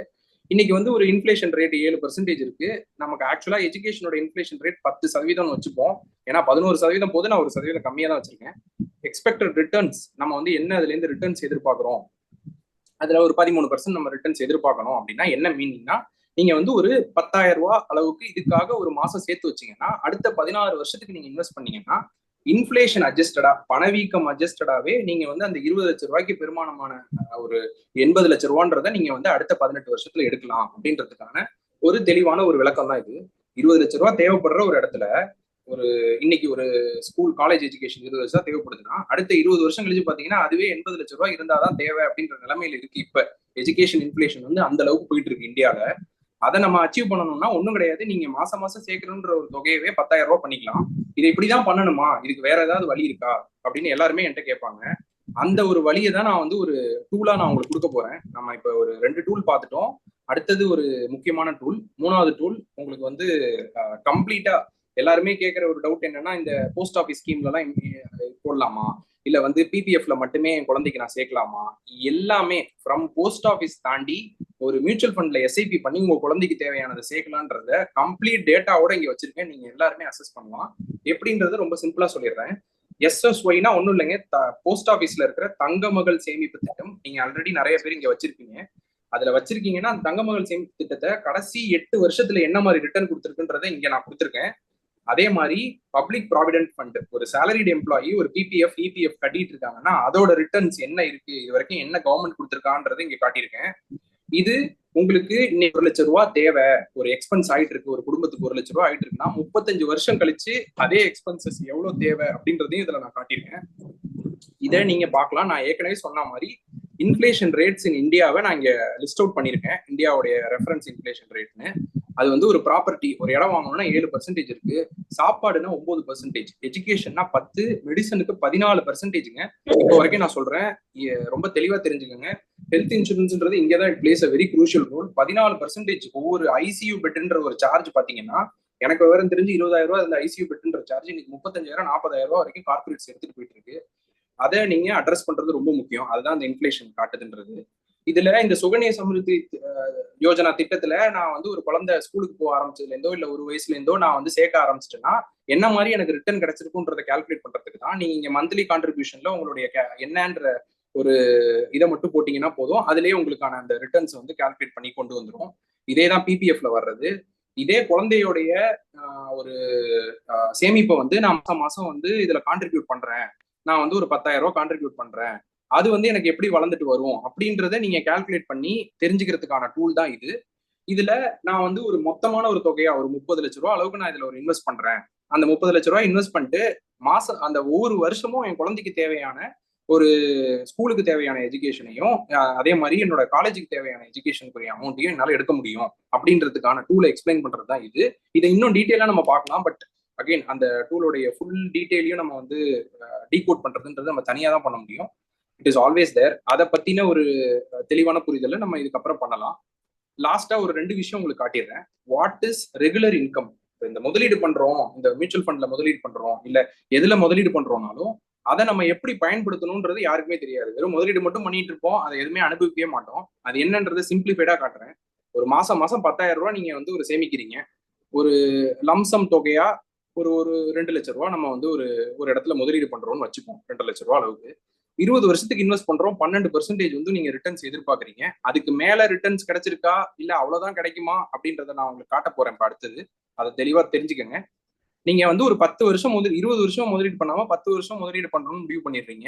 அடுத்த 10 வருஷம் நீங்க 1 ரூபா கூட போட தேவையில்லை. இன்னைக்கு 30 வயசுலயோ இல்ல 40 வயசுலயோ ஒருத்தவங்க இருக்கிறாங்கன்னா 40 வயசு வரைக்கும் இல்ல 30 வயசு வரைக்கும் தான் இன்வெஸ்ட் பண்ண போறீங்க. அதுக்கு மேல அடுத்த 10 வருஷம் அந்த பணத்தை நீங்க தொடாம விட்டுறீங்க. அப்பதான் காம்பவுண்டிங்ன்றதே நடக்கும். அதுக்கப்புறம் நீங்க அதை 20-30 வருஷம் கூட, அந்த 20 வருஷம் முடிஞ்சோன்னா 30 வருஷம் கூட நீங்க அதை வந்து வித்ட்ரா பண்றதுக்கு எவ்வளவு வேணாலும் எடுக்கலாம். அந்த டைம்ல உங்களுக்கு 8% ஃபிக்ஸட் இன்கம் ரிட்டர்ன் கிடைச்சாலே போதும். அது எவ்வளோன்றதை இங்க நான் நம்பர்ஸா காட்டுறேன். அதாவது என்ன மீனிங்னா, நீங்க வந்து 10,000 ரூபாய் வந்து இன்னைக்கு போட ஆரம்பிச்சிருந்தீங்கன்னா ஒரு 10 வருஷம் கழிச்சு நீங்க வந்து 30 லட்ச ரூபாய் அதுல இது சேர்த்திருப்பீங்க. அடுத்த 10 வருஷத்துல பாத்தீங்கன்னா அது 97 லட்சம், 1 கோடியை ரீச் ஆயிடும். அந்த 20வது வருஷத்துல இருந்து நீங்க 70,000 ரூபாய் வரைக்கும் உங்க பணத்தை நீங்க எடுத்துக்கிட்டே இருக்கலாம். ஒவ்வொரு மாசமும் அந்த பணம் குறையவே குறையாது, வளர்ந்துகிட்டே தான் இருக்கும். அதான் இதோட மீனிங். அந்த இதை வந்து ரெகுலர் இன்கம் போர்ட்ஃபோலியோன்னு சொல்லுவாங்க. ஒரு 10 வருஷமோ 15 வருஷமோ நான் டெடிகேட்டடா இன்வெஸ்ட் பண்ணுவேன் சார், அதுக்கப்புறம் அந்த பணத்தை நான் அனுபவிக்கணும் அவ்வளவுதான் அப்படின்னு கேட்கறவங்களுக்கு இதை வந்து என் கூட முதலீட்டாளராக இருக்கிறவங்க எல்லாருக்குமே நான் இதுதான் ஃபாலோ பண்றேன். இதை எவ்வளவு எஃபெக்டிவா ஃபாலோ பண்ணிட்டு இருக்கோம் அப்படின்றத நான் உங்களுக்கு காட்ட போறேன். இப்ப என்ன சார் நீங்க வந்து ஒரு ஸ்ட்ரக்சர் பேட்டர்ன் ஃபாலோ பண்றீங்க, ஏன் உங்கள்கிட்ட இன்வெஸ்டர்ஸ் வந்து இன்வெஸ்ட் பண்ணணும் அப்படின்றத நான் தெளிவா சொல்றேன். என்னைக்குமே முதலீடு பண்றதுக்கு முன்னாடி ஒரு ரொம்ப முக்கியமான விஷயம் என்னன்னா, எவ்வளவு நாள் முதலீடு பண்ண போறோம், எவ்வளவு நாள் வெயிட் பண்ண போறோம் அந்த முதலீடு வளர்றதுக்கு. அதுல மொத்தமா வந்து எத்தனை உங்களுக்கான பர்சன்டேஜ் ரிட்டர்ன்ஸ் நீங்க எதிர்பார்க்க போறீங்க, இதெல்லாம் பண்ணி நான் அதை எப்ப அனுபவிக்க போறேன் அப்படின்றத ஒரு தெளிவா புரிஞ்சுக்கணும். ரொம்ப அக்ரெசிவா பண்ணணும் அப்படின்னு முடிவு பண்ணிட்டீங்கன்னா, அதாவது ரிட்டர்ன்ஸ் நிறைய வேணும், கொஞ்சம் ரிஸ்க் அதிகமா இருக்கணும், ஸ்டாக் மார்க்கெட்ல தான் நான் நிறைய பண்ண போறேன் அப்படின்னு முடிவு பண்ணிட்டீங்கன்னா 5 வருஷமாவது மேல உள்ள ஒரு கோலோட தான் நீங்க போகணும். நான் இப்ப காட்டின மாதிரி ஒரு படிப்பு செலவுக்கு வந்து நான் பண்ண போறேன்னா ஒரு 11-14 வருஷம் பண்ண போறேன், இல்ல என்னுடைய பினான்சியல் ரிட்டையர்மெண்ட் அப்படின்றதுக்காக பண்ண போறேன்னா அது 5 வருஷத்துக்கு மேல உள்ள கோலா தான் நீங்க பண்ணணும். அதுக்கு கீழே தான் எனக்கு அந்த பணம் தேவை அப்படின்னா அதை வந்து மாடரேட்ன்ற ஒரு இடத்துல வச்சிருப்பேன். இல்ல எனக்கு 3 வருஷத்துலயே எனக்கு தேவை அப்படின்றத கன்சர்வேட்டிவ்னு சொல்லியிருப்பேன். அப்படின்னா என்ன அப்படின்றத நான் காட்டுறேன். இந்த மியூச்சுவல் ஃபண்ட்ஸ்ல நான் சொன்ன மாதிரி ஏகப்பட்ட அவைலபிள் ஸ்கீம்ஸ் இருக்கு. கிட்டத்தட்ட 4000 மியூச்சுவல் ஃபண்ட்ஸ்க்கு மேல இருக்கு. அதுல 44 அசெட் மேனேஜ்மெண்ட் கம்பெனிஸ் இருக்காங்க. மீன்ஸ் வந்து SBI, டாடா, அப்புறம் வந்து இடல்வீஸ், HDFC இந்த மாதிரி நிறைய பேர் இருக்காங்க. அதோட ஒரு பேட்டர்ன் ஆஃப் இன்வெஸ்டிங்க என்னோட எக்ஸ்பர்டிஸ், எனக்கு ஒரு 7 வருஷம், எனக்கு ஒரு மென்டார் சொன்ன அவருக்கு ஒரு 16 வருஷம். ஸோ இந்த 23 இயர்ஸ் ஆஃப் எக்ஸ்பீரியன்ஸையும் நீங்க முன்னாடி பார்த்துட்டு இருக்கீங்க. அதான் இந்த ஸ்டார் ரேட்டிங்காகவும் பார்த்துட்டு இருக்கீங்க. இதே மாதிரி உங்களுக்கு இந்த அல்காரிதம், இப்போ நான் யூஸ் பண்ணிட்டு இருக்கிற இந்த அல்காரிதமோட எக்ஸ்பீரியன்ஸ்ல என்ன மாதிரி ரிட்டர்ன்ஸ் ஜென்ரேட் பண்ணிருக்குன்றதை காட்டுவோம். ஃபார் எக்ஸாம்பிள், நீங்க வந்து கொஞ்சம் அக்ரெசிவான ஒரு மோடோட இருக்கீங்க, 5 வருஷத்துல நான் நல்லாவே ரிட்டர்ன்ஸ் பார்க்கணும்னு முடிவு பண்ணிட்டீங்கன்னா கடந்த 5 வருஷத்துல என்ன மாதிரியான ரிட்டர்ன் கொடுத்துருக்குன்றதை நான் உங்களுக்கு காட்டுறேன். நீங்க வந்து ஒரு 5000 ரூபாய் போட்டுட்டு இருக்கிறீங்க, ஒரு மாசம் ஒரு SIP-யா ஒரு 5000 ரூபாய் போடுறாங்க அப்படின்னா 5 வருஷம் நீங்க இன்வெஸ்ட் பண்ணியிருந்தீங்கன்னா உங்க கையில இருக்கிற தொகையை தான் இங்க காட்டுது. 3 லட்சம் ரூபான்ற தொகையை நீங்க மொத்தமா போட்டிருப்பீங்க, உங்க கையில 6.5 லட்சம், அதாவது நீங்க போட்டிருக்க பணம் வந்து அப்படியே டபுள் த வேல்யூவா உங்களுக்கு கிடைக்கிறதுக்கான ஹை பாசிபிலிட்டிஸ். இது பாசிபிலிட்டி இல்ல, இதான் கிடைச்சிருக்கு. இந்த ஹிஸ்டாரிக்கல் ரிட்டர்ன் தான் பாக்குறீங்க. என்னைக்குமே மியூச்சுவல் ஃபண்ட்ஸ்லயோ இல்ல ஸ்டாக் மார்க்கெட்லயோ இன்வெஸ்ட் பண்றவங்க யாருமே வெறும் பழைய ரிட்டர்னை வச்சு பண்ணக்கூடாது. அதுக்கு நிறைய டெக்னிக்காலிட்டிஸ் இருக்கு, ஒரு 20 பேராமீட்டர்ஸ் இருக்கு. அதை எல்லாத்தையுமே டிஸ்கிரைப் பண்ணி அதை ப்ராப்பரா ஸ்ட்ரக்சரைஸ் பண்ணி தான் நான் உங்களுக்கு காட்டிட்டு இருக்கேன். இதுல போட்டிருக்கிற ஃபண்ட்ஸ் எல்லாம் நீங்க பாத்தீங்கன்னா உங்களுக்கு தெரியும். ஸ்மால் கேப், ஃபிளெக்சி கேப் அப்படின்றதெல்லாம் பண்றோம். அப்படின்னா ஒன்றும் இல்லை, ஸ்மால் கேப்னா நான் சொன்ன மாதிரி அந்த கீழே இருக்கிற 250 கம்பெனி நீங்க லிவரேஜ் பண்ணும்போது நிறைய லாபம், இந்த கடைசி 5 வருஷத்துல எவ்வளவு லாபம் இருக்கு அப்படின்றத நான் உங்களுக்கு இங்க காட்டுறேன். லாஸ்ட் 5 வருஷத்துல இதுல 27% அந்த ஸ்மால் கேப் வந்து ஒவ்வொரு வருஷமும் 27% ரிட்டர்ன்ஸ் கொடுத்துருக்கு. ஃபிளெக்ஸி கேப்னா ஒன்றும் இல்லைங்க, ஒவ்வொரு இடத்துலையும் இதுதான் வைக்கணும் கிடையாது. லார்ஜ், மிட், ஸ்மால் கேப்ல மாறி மாறி விளையாடுவாங்க. ஒவ்வொன்றும் ஒரு பேட்டர்ன் ஆஃப் இன்வெஸ்டிங். அந்த பேட்டர்ன் ஆஃப் இன்வெஸ்டிங்ல அந்த ரிட்டர்ன்ஸை ஒழுங்கா கொடுக்கறது தான் என் வேலை. என்னன்னா, நீங்க 100 ரூபா கொண்டு வரீங்கனாலும் அதை 30 30 30 30 ரூபா 30 ரூபா 30 ரூபா 10 ரூபா அப்படின்னு சொல்லிட்டு அதை அலோகேட் பண்ணி உங்களோட ரிட்டர்னை மேக்ஸிமைஸ் பண்றதுதான் நம்மளோட வேலை. இது இல்லாம ஒரு கன்சர்வேட்டிவான கோல் இருக்கு, நாம 3 வருஷத்துக்குள்ளாரே ஒரு விஷயம் பண்ணணும் அப்படின்னு முடிவு பண்ணிட்டாங்கன்னா அதை எங்க பார்க் பண்ணலாம் அப்படின்றத நான் இங்க ஸ்ட்ரக்சரைஸ் பண்ணிருக்கேன். இதுல 2 விஷயத்த உங்களுக்கு நான் எக்ஸ்பிளைன் பண்ணிட்டு இதோட என்னோட டோட்டல் டிஸ்கஷன்ல ஒரு ஆல்மோஸ்ட் ஒரு எண்டுக்கு வந்துட்டேன். 2 விஷயம் நல்லா மனசுல பதிவு வச்சுக்கோங்க. What is multi asset, what is balanced advantage. இந்த மாதிரி எல்லாம் கேள்விப்பட்டிருக்கவே மாட்டீங்க. மியூச்சுவல் ஃபண்ட் முதலீடுகள் சந்தை அபாயத்துக்கு உட்பட்டவை மட்டும்தான் பேசுவாங்க. பட் வாட் இஸ் மல்டி அசெட்னா ஒன்றும் கிடையாது. நான் ஏற்கனவே உங்களுக்கு ஒரு சில சொத்தை உருவாக்குற ஒரு இதன் காட்டினேன். தங்கம்னு நம்ம பேசணும், ரியல் எஸ்டேட்னு பேசணும், அதே மாதிரி ஸ்டாக் மார்க்கெட்னு பேசணும். இதுல அப்புறம் டெப்ட், இந்த கடன் சம்பந்தப்பட்டது, பிக்ஸட் டெபாசிட்ஸ் பேசணும். இப்ப நான் சொன்னதுல மல்டி அசெட்ல உங்க 100 ரூபாய 30 ரூபாய கோல்டுல, 30 ரூபாய பிக்ஸட் இன்கம்ல, 40 ரூபாய ஸ்டாக் மார்க்கெட்ல வச்சு அழகா மேனேஜ் பண்றது பேரு தான் மல்டி அசெட் அலோகேஷன் சொல்லுவாங்க. அதே மாதிரி பேலன்ஸ்ட் அட்வான்டேஜ். டாட்டான்னு பாக்குறீங்களா, அது உண்மையிலேயே டாட்டாவோட தான், நம்ம ரத்தன் டாட்டாவோட பிராண்ட் தான். அவங்க வந்து பேலன்ஸ்ட் அட்வான்டேஜ்னு ஒன்று வச்சிருக்காங்க. அப்படின்னா என்னன்னா, ஸ்டாக் மார்க்கெட் மேல ஏறும்போது மட்டும் அதுல இருப்பாங்க, கீழே இறங்கும் போது பிக்ஸட் இன்கம் மாறிப்பாங்க. அந்த சிக்னல்ஸ், டெக்னிக்கல் அனாலிசிஸ் எல்லாமே அவங்கள்ட்ட அந்த ஃபண்ட் மேனேஜர்ஸ்க்கு தெரியும். இதுல நீங்க மாதிரி ஒரு அலோகேஷன் கொடுத்தீங்கன்னா பணத்தோட வளர்ச்சி கண்டிப்பா இருக்கும். ஆனா ஸ்டாக் மார்க்கெட் ரிலேட்டடா ஏற்ற இறக்கங்கள் நிறைய இருக்கும்ல, அந்த இறக்கங்கள் இல்லாம பாதுகாக்கிறது தான் இதோட வேலை. அதாவது இங்க என்ன நான் சொல்லியிருப்பேன்னா, கேபிட்டல் க்ரோத் வித் உங்களுக்கு ப்ரொடெக்ஷனோட உள்ள ஒரு க்ரோத்தை கொடுக்கறது தான் இதோட எய்ம் வந்து அதுதான் அப்படின்றத நான் இங்க காட்டியிருப்பேன். இது உங்களுக்கான ஒரு இது வரைக்கும் ஒரு தெளிவான புரிதல் இருக்கும்னு நினைக்கிறேன். இதுல இப்ப நம்ம பார்த்தது எல்லாமே 1% தான். இது இல்லாம வாட் இஸ் லைக் உங்களுடைய எக்ஸ்பர்டிஸ்ல நீங்க வேற என்னென்ன சார் பண்ணுவீங்க அப்படின்னு என்கிட்ட கேட்பாங்க. உங்களுக்கு நீங்க இந்த ஸ்டாக் மார்க்கெட் ரிலேட்டடா எந்த விதமான ரிஸ்க்கும் எனக்கு வேணாம் அப்படின்னு வர்றவங்க எல்லாருக்குமே 2 ஆப்ஷன் கொடுப்பேன். ஒண்ணு என்னன்னா, இந்த மாதிரி அக்ரெசிவ் ஹைபிரிட், அதுல ரொம்ப கம்மியானதை மட்டும் உங்களுக்கு கொடுப்பாங்க, பட் ரிட்டர்ன்ஸும் சூப்பரா கொடுத்துட்டே வருவாங்க அப்படின்றத காட்டுங்க. இன்னொன்னு முக்கியமானது, வெறும் டெப்ட். நீங்க வந்து ஏன் வந்து ஒரு பேங்க்ல பிக்ஸட் டெபாசிட்டையும் இந்த டெப்ட் மியூச்சுவல் ஃபண்ட்ஸ்லயும் இருக்கிற அட்வான்டேஜ் நான் சொல்லிடுறேன். ஒண்ணு என்னன்னா, முக்கியமானது பிக்ஸட் டெபாசிட்ல இருந்து வர லாபம் எல்லாமே உங்களோட இன்கம் டேக்ஸ்ல நீங்க வந்து 30% 20% ஸ்லாப்ல இருக்கீங்கன்னா அதுல வர லாபம் எல்லாமே அதுல ஏறிடும். பிக்ஸட் டெபாசிட்ல இருந்து வர லாபம் எல்லாமே ஏறிடும். இந்த மாதிரி ஹைபிரிடாவோ ஆர்பிட்ராஜோ ஃபண்ட்ல ஈக்விட்டி எக்ஸ்போஷரோட மினிமலா எடுக்கும் போது என்ன ஆகும்னா, அதுல வெறும் கேபிட்டல் கெயின்ஸ் டாக்ஸ் மட்டும் தான் வரும். இந்த மியூச்சுவல் ஃபண்ட்ல பண்ற முதலீடுகள் எல்லாமே நீங்க எப்ப வேணாலும் எவ்வளவு பணம் வேணாலும் கொண்டு போகலாம், அதை எப்ப வேணாலும் வெளியே எடுக்கலாம். அதுதான் இருக்கிறதுல இதோட பெரிய ஸ்ட்ரென்த். டிரான்ஸ்பரன்சி, ஹையஸ்ட் கிரெடிபிலிட்டி, அப்புறம் உங்களுக்கான எப்ப வேணாலும் அதை உள்ள கொண்டு வந்து வெளியே கொண்டு போறதுக்கான லிக்விடிட்டி கொடுக்கறது தான் இதோட மேஜர் அசட்டே. இதுல நான் சொன்ன மாதிரி இப்ப பிக்ஸட் மட்டும் தான் பண்ண போறேன். ஒரு 50 கோடி ரூபா, 50 லட்சம் ரூபாயில இருந்து 1 கோடி ரூபா வரைக்கும் இன்வெஸ்ட் பண்ண போறேன். எனக்கு அதுவே வெறும் 8% வளர்ந்தா போதும். பட் ஆனா டாக்ஸ்ல நான் நிறைய இழக்கக்கூடாதுன்னு நினைக்கிறவங்க எல்லாருமே இங்கதான் வரணும். இந்த டெப்ட் மியூச்சுவல் ஃபண்ட்ஸ்ல தான் வச்சிருக்கணும். அதனாலதான் டாப் 1% இன்வெஸ்டர்ஸ் இன் இந்தியா 45 லட்சம் கோடியை இங்க ஹோல்ட் பண்ணிட்டு இருக்காங்க. இதுதான் அதுக்கான எக்ஸாம்பிள். இத இன்னும் நம்பரா பார்க்கணும். சார் நான் ரிட்டையர் ஆகணும்னு முடிவு பண்ணிட்டேன், நான் வந்து எனக்கு வந்து ஒரு ப்ராப்பரான ஒரு விஷயம் எனக்கு சொல்லி கொடுங்க. அதுதான் இந்த லாஸ்ட் டூல். நம்ம பார்க்க போற லாஸ்ட் டூல் அதுதான். உங்களோட ரிட்டையர்மெண்ட்டை உங்களுடைய மாச செலவுகளுக்கு ஏற்ற மாதிரி கணக்கு பண்றதுதான் இந்த டூல். என்ன சார் மாச செலவுகள்னு சொல்றீங்க அப்படின்னா, இன்னைக்கு ஒரு குடும்பத்துக்கு நான் சொன்ன மாதிரி ஒரு ஆவரேஜ் இந்தியன் ஃபேமிலிக்கு ஒரு 50,000 ரூபாய் ஒரு மாசத்துக்கு செலவாகுதுன்னா, இன்னைக்கு அவங்களோட கரண்ட் ஏஜ் வந்து ஒரு 31 இருக்கு அப்படின்னா, ரிட்டையர்மெண்ட் 50 வயசுலன்னு முடிவு பண்ணிட்டாங்க.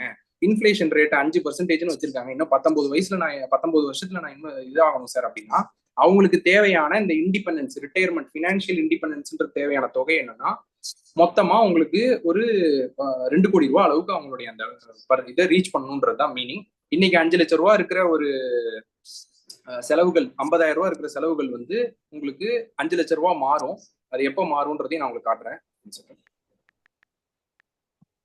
இதுல 31 வயசுல இருக்கிறவங்க 50 வயசுல ரிட்டையர் ஆகணும்னா அவங்களுக்கு வந்து மொத்தமா வந்து ஒரு வருஷத்துக்கு 6 லட்சம் ரூபாய் தேவைப்படுதுன்னு போது, ரிட்டையர்மெண்ட் ஏஜ் 50 வயசுல பாத்தீங்கன்னா 15 லட்சம் ரூபாய் அவங்களோட செலவுகளுக்கு மட்டும் தேவை.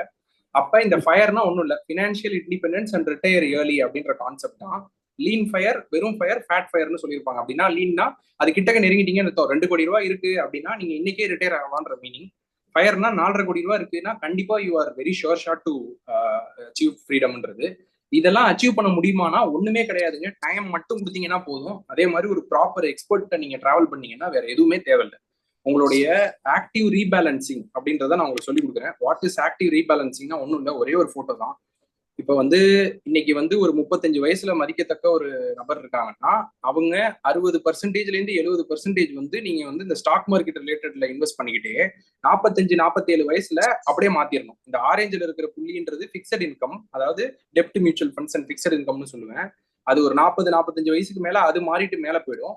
அதே மாதிரி இந்த ஈக்விட்டின்றது நம்ம ஸ்டாக் மார்க்கெட் ரிலேட்டட் இன்ஸ்ட்ருமெண்ட், அது இன்னும் குறைஞ்சிரும். ஸோ தட் உங்களுக்கான ரிஸ்க் வந்து ரொம்ப கம்மி பண்ணி ஆக்டிவா ரீபேலன்ஸ் பண்றது தான் இந்த ஃபினான்ஷியல் இதுல இருக்கிற முக்கியமான விஷயம்.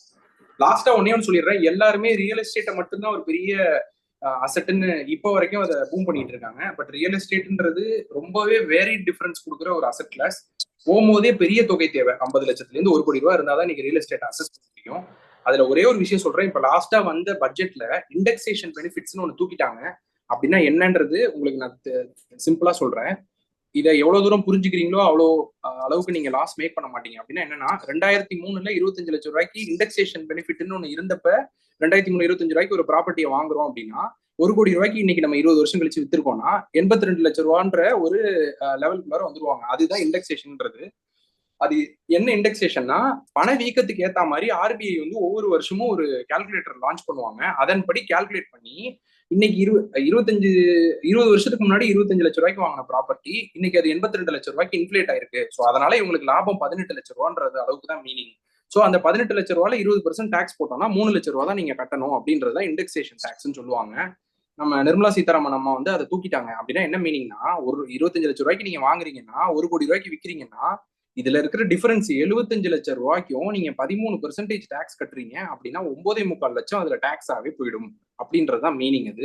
இது வந்து ஒன் ஆஃப் த எக்ஸாம்பிள். இன்னைக்கு எந்த ப்ராப்பர்ட்டியும் உண்மையாவே 25-30 லட்சத்துல வாங்குறதும் கஷ்டம். அதே மாதிரி அது ஒரு 1 கோடி ரூபாயோ 2 கோடி ரூபாயோ போகுன்ற அளவுக்கு 20 வருஷம் கொடுக்கறதும் ஒரு பெரிய ப்ராப்ளமா இருக்கு.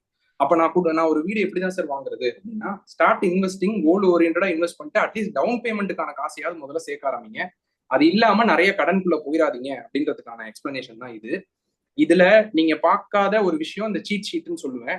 இதுல நம்ம பேசின எல்லாமே ஒரு பாயிண்டர்ஸா நம்ம வந்து ப்ராப்பரா கொடுத்துருக்கேன். இதுல இதை வந்து நீங்க எப்படி எல்லாம் வந்து இது உங்களுடைய யங்கர் ஜென்ரேஷனுக்கும் கொண்டு போகணும், இது வரைக்கும் நீங்க கேட்டதை அடுத்த கட்டத்துக்கு கொண்டு போகணுன்றது எல்லாமே இதுல வந்திருக்கு. இந்த டூல்ஸ் எல்லாமே உங்களுக்கு நான் ஷேர் பண்ணுவேன். லாஸ்டா ஒரே ஒரு டூல், நியூ டாக்ஸ் ரெஜிமெண்ட் பெருசா ஓல்ட் டாக்ஸ் ரெஜிமெண்ட் பெருசா அப்படின்ற ஒரு விஷயம் இருக்கும். உங்களுடைய இன்கம், நீங்க இந்தியாவில் சம்பாதிக்கிற இன்கம் வந்து டாக்ஸபிள் இன்கம் அப்படின்றது வந்துருச்சு அப்படின்னா நம்ம வந்து ஒரு 20 லட்சம் ரூபாய் இன்னைக்கு ஒரு வருஷத்துக்கு சம்பாதிக்கிற ஒரு ஆள் இருக்காங்க அப்படின்னா அவங்களுக்கு எந்த டாக்ஸ் ரெஜிமெண்ட் பெஸ்ட் அப்படின்னா நீங்க வந்து நியூ டாக்ஸ் ரெஜிமெண்ட்ல தான் போகணும் அப்படின்றது இங்க காட்டியிருக்கு. எப்படின்னா 1.5 லட்சம் ரூபாய் கிட்ட நீங்க நியூ டாக்ஸ் ரெஜிமெண்ட்ல சேவ் பண்ணலாம் அப்படின்றது தான் அர்த்தம். வேற யாருக்கு சார் இது செட் ஆகும் அப்படின்னா anyone earning less than 7 lakhs 7 லட்சம் ரூபாய்க்கு கிட்ட நீங்க வந்து ஒரு வருஷத்துக்கு நீங்க சம்பாதிக்கிறீங்க, அதான் டாக்ஸேஷனுக்கு வருதுன்னா உங்களுக்கு எப்பவுமே அந்த ஓல்ட் டாக்ஸ் ரெஜிமெண்ட் தான் வந்து உங்களுக்கு ஒரு அட்வான்டேஜ் அது. ஸோ அந்த நீங்க ஓல்ட் டாக்ஸ் ரெஜிமெண்ட்ல 42,000 ரூபாய் தான். நியூ டாக்ஸ் ரெஜிமெண்ட்ல நீங்க டாக்ஸே கட்டுறது இல்லைங்க. அதுதான் அதுல இருக்கிற ஒரு பெரிய அட்வான்டேஜ். அது அந்த பெட்டர்மெண்ட்டை பாத்துக்கோங்க. 5 லட்சம் ரூபாய் வரைக்கும் ஏர்ன் பண்றவங்க 7 லட்சம் ரூபான்றது இல்லாம 5 லட்சம் ரூபாய் 7 லட்சம் ரூபாய் கீழே ஏர்ன் பண்றவங்களுக்கு ஓல்ட் டாக்ஸ் உடைய அட்வான்டேஜ் இருக்கு. அதையும் நீங்க இதை செக் பண்ணிக்கலாம். உங்களோட இன்கம் மட்டும் வருஷத்துக்கு நீங்க சம்பாதிக்கிற இன்கம் மட்டும் போட்டாலே போதும். இதுவே எந்த இது உங்களுக்கான டாக்ஸ் வந்து பெஸ்ட் அப்படின்றத இதுவே காட்டிடும். அது அந்த மாதிரியான ஒரு கால்குலேட்டர் இது. ரைட், இந்த டூலையும் நான் உங்களுக்கு ஷேர் பண்றேன். அதை நீங்க பயன்படுத்திக்கலாம். அதை வந்து உங்களுக்கு இதா எடுத்துக்கலாம். இந்த டிஸ்கஷன்ல ஆல்மோஸ்ட் நான் எல்லாமே உங்களுக்கு காட்டியிருக்கேன். இதையும் தாண்டி இன்னும் டீட்டெயில்டான ஒரு கம்ப்ளீட் அனாலிசிஸ்க்கும் நம்ம போகலாம். ஐ திங்க் என்னுடைய அந்த ரெஸ்ட்ரிக்டட் டைம் ஆஃப் அந்த 40 to 45 மினிட்ஸ் வந்து நான் அச்சீவ் பண்ணியிருக்கேன். இதுல நான் சொல்லணும்னு விருப்பப்படுற எல்லாமே உங்களுக்கு ஓரளவுக்கு தெளிவா நான் சொல்லியிருக்கேன்.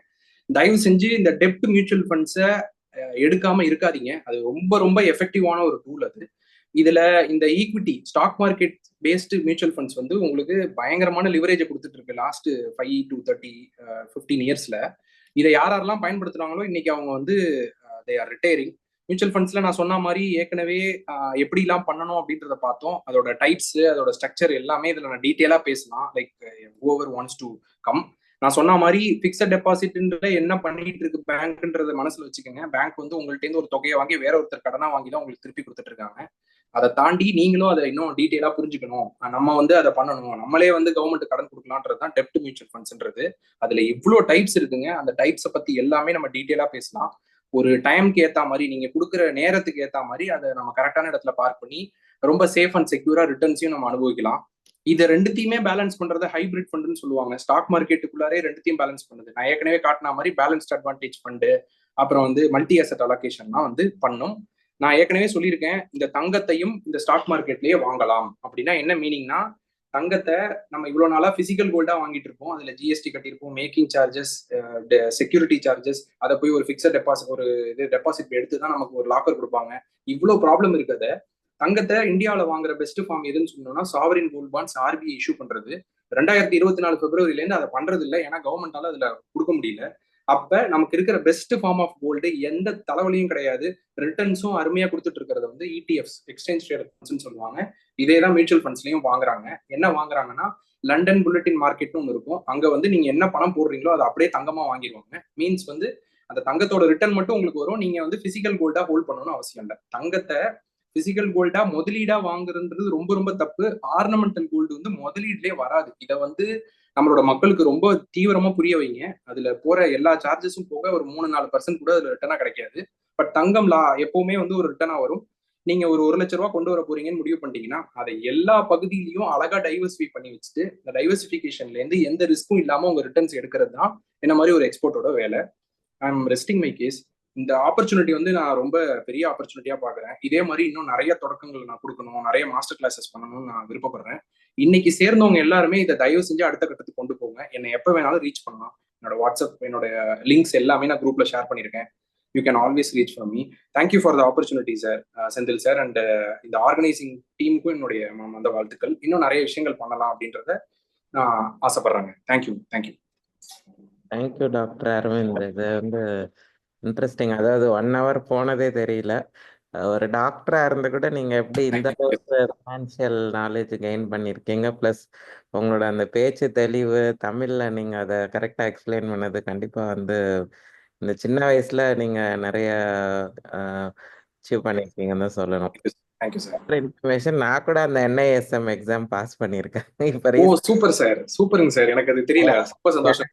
அந்த லைன்ல போகிறதுக்காக இல்ல, இது என்னன்னு தெரிஞ்சுக்கணும், அந்த எக்ஸாம் நாலேஜ் இருக்கான்னு பாக்குறதுக்காக நானும் ரீசெண்டா அந்த எக்ஸாம் எழுதி பாஸ் பண்ணியிருக்கேன் வந்துட்டு. சரிங்க சார், சந்தோஷம் சார். எனக்கு தெரியல, எனக்கு சர்ப்ரைஸ். 32 பேர் இருந்தாங்க இந்த